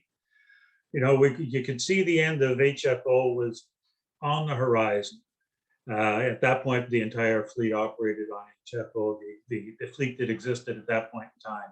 So when we started analyzing it as a company, well, almost 100% of our operations are in the ECA. Most of our clients are within the Canadian cabotage trade, and then we do some trading internationally in the off season. The alternatives were to operate on MDO or to use scrubber. But MDO and scrubber didn't really help the greenhouse gas situation. LNG appeared to be the only low carbon solution. The new ships were planned to have Tier 3 engines. And while I know there are maybe some differences in how people calculate emissions, these were the numbers that we were looking at back in 2013. We expected a 38% reduction in greenhouse gases, 90% reduction in NOx, 99% reduction in particulates, and we'd have 0 SOx emissions. Next slide, please. But again, being first, we know there'd certainly be some challenges because nobody else was doing it at that point in time. So it was new fuel, new technology. There was going to be a steep learning curve. Regulators, there was no certification scheme really for ships, for crews. There was no bunkering logistics at the time. Crew training, there was no curriculum. We ended up basically having to write our own with some training facilities. We knew we'd be the first, and the logistics of bunkering would be problematic. And really, bunkering logistics at this point in time in Eastern Canada is probably the greatest challenge due to the fact we have to use truck transfer. Next slide, please. This was the first LNG bunkering that was done in the Great Lakes. This was the Port of Hamilton last year, and it's been quite successful. Right now, the bunkering situation for LNG powered ships in Eastern Canada is that we've carried out, I'd say, probably at least 150 to 200 bunkerings in Montreal, probably close to 100 in Quebec City, and we were averaging about 2 a month this last year up in Hamilton. And hopefully, as we see business pick up as the COVID-19 pandemic disappears into the rearview mirror, we'll start seeing our business picking up quite a bit in the Great Lakes. But again, as I say, one of the biggest challenges is the amount of time it just takes to get the LNG on the ship. There are LNG skids. Problem is, our sea tanks are just a little bit too small. We've got about a 600 cube capacity with our sea tanks, about 10 trucks. If you start to get 20, 25 trucks, then an LNG skid starts to make sense, such as was used in Jacksonville and other. And obviously, there's just not enough critical mass in Eastern Canada at this point in time for an LNG bunkering barge. Next slide, please. So when we're operating, whether we're operating down south or in the Arctic, first choice is always to operate on LNG rather than MDO. This last year, we've seen some very significant cost savings using LNG versus MDO. We only operate on MDO when we've had issues with logistics and arranging a bunkering, or if there's gas trips and bad weather, then we stay on MDO until the weather improves. In the Arctic, we carry additional MDO in the event of an automation failure or a gas system failure. You know, up there, you're a long way from technical support, and sometimes even the internet connections are pretty bad. So you always want to make sure in the Arctic, you always better have redundancy on just about everything you can. Or if the bad weather extends the voyage time by several weeks.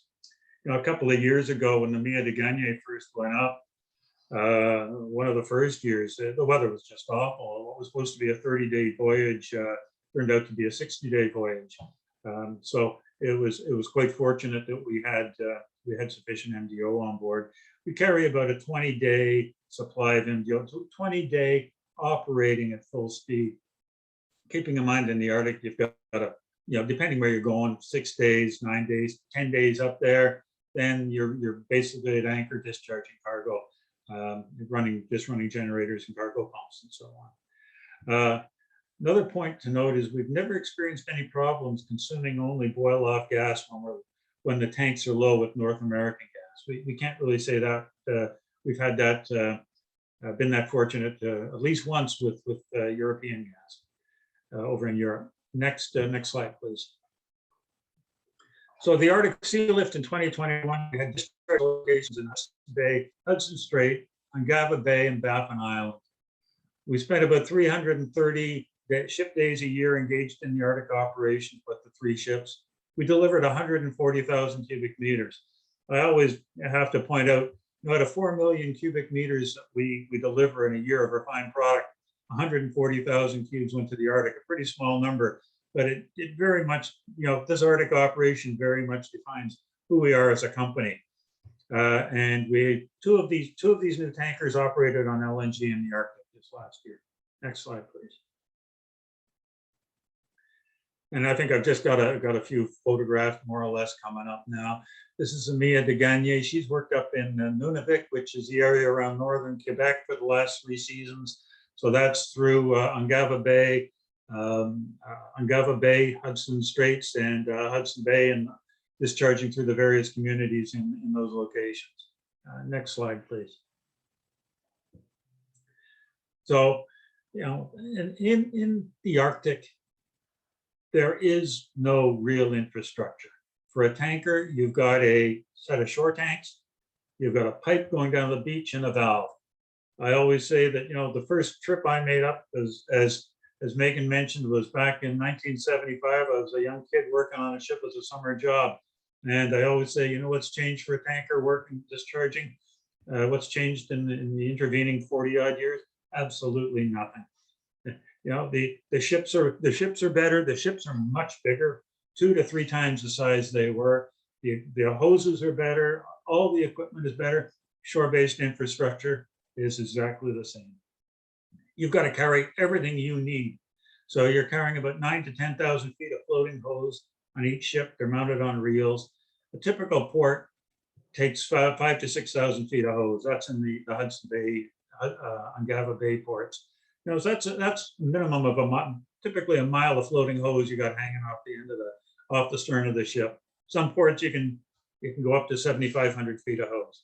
You got to carry work boats, anchors and gear to secure the hoses, pollution response equipment, shore manifold equipment, and not to mention, you know, a tanker crew with some pretty specific skill sets to be able to do all this stuff and do it safely year after year.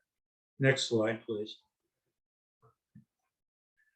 This is the Mia de Gagne. We were fortunate. We were doing making some training videos. So we were fortunate enough to have a drone, so I was able to get these kind of cool pictures. But here you can see though that you've got 2 work boats out, and the crew is in the process of getting that hose running ashore. So next slide, please. There's the same Mia de Gagne again. You can see the hose being run ashore. Just for general information, so you're aware of it, you can see there are some orange hoses, some black hoses for increasing the visibility of the hoses. In the last number of years, we've gone to orange. We're gradually phasing out the typical black hoses. You can see an orange fisherman's float. That's located at every coupling on the hose. Stainless steel camlock fittings. And what it is we have an hourly boat check of the hose as it goes into shore. And obviously the most likely spot to have a weeper, if you would be at a gasket. So the orange fisherman's floats direct the workboat, gives the workboat a heads up exactly where all the couplings are, so they can really give that a good check every hour on the hour. You can see the ship in the background. It may be a little difficult to see. Obviously, you can see the LNG tanks, and we've got this strange gazebo type affair on these ships that were built in Turkey, which holds a lot of the valving and so on for the LNG system. It's rather difficult to see the hose reel and so on, but there is two large hose reels on there, number of containers and so on. Next slide, please.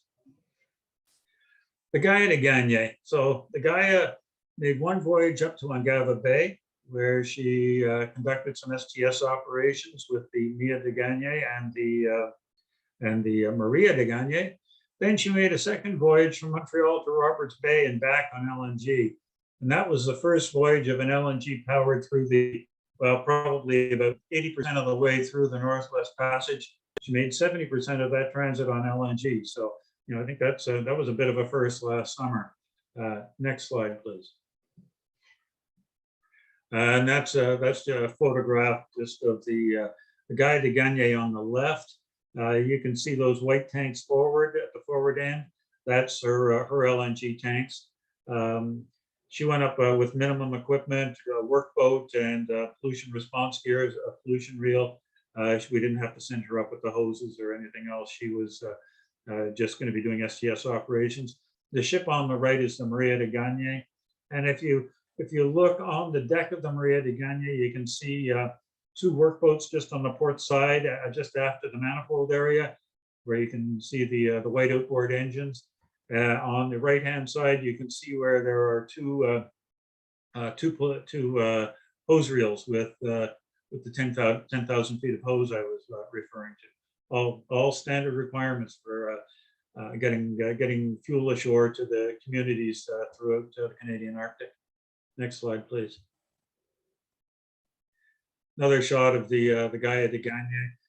There again, you can quite easily see her LNG tanks that are positioned forward as opposed to our Turkish-built ships where they're aft. Next slide, please. This was a photo of actually it's a screenshot from a time-lapse video of the Gaia following an icebreaker through the Northwest Passage. Next slide, please. Plant operation, just a couple of comments I picked up from the chiefs on the ships. They don't tend to use the gas when they're operating in ice in the Arctic due to varying load conditions, particularly if they're following an icebreaker or if they're having to back and fill and so on. As I mentioned earlier, we always carry sufficient diesel oil to allow to complete the voyage. In the event of a failure of a gas valve or automation, where you've really got just about nil chance of getting technical support, or if circumstances such as weather extends the voyage beyond the limit of LNG operation. Next slide, please. Another shot of the Gaia de Gagne up through, that should be up in Roberts Bay, up near the Western Arctic. Next slide, please. And that's the wrap up again. Just a screenshot as the guy is going through the Northwest Passage. So I'd be pleased to answer any questions that I can on this bit of an overview of just LNG operations, up in the Arctic for Canadian oil tankers. Thank you so much, Chris, for sharing your operational experience and lots of great photos of the ships that are working in the Arctic right now, or not right now, but at these times. And they'll be back up there next summer. They will indeed. So we are a little bit over time today, and I want to apologize to everyone for that. And thank you so much for sticking through it with us. And just very briefly to wrap up for today, if there's any questions that you'd like to ask of Chris, please drop those into the Q&A or the chat, and we will try to get those answered after this session, either tomorrow or offline. To just very briefly set the stage for tomorrow, we've spent today focusing on a broader context of what is going on for LNG in the world and shipping. And I wanted to just briefly share for tomorrow, our focus is going to be an overview of the project work that we have done to date, mainly Vardmarine has done to date. And so Bruce will be starting us off with an overview of the project as a whole, and then Andrew will be walking us through the various tasks that have been completed and are still underway, so that people have a sense of what work has been done to date for the project. And then we will have a short break and then move into a facilitated discussion period. So we'll have more time to engage in some of the questions that have come up and have a full conversation about some of the issues that have been raised, because there's certainly a lot of competing information that we will want to consider as part of this project. So thank you all very much for joining us today, and look forward to picking it up again tomorrow and continuing with our agenda to gather perspectives on the topic of LNG in the Arctic. Have a great rest of your day, everyone. Thank you. Thank you.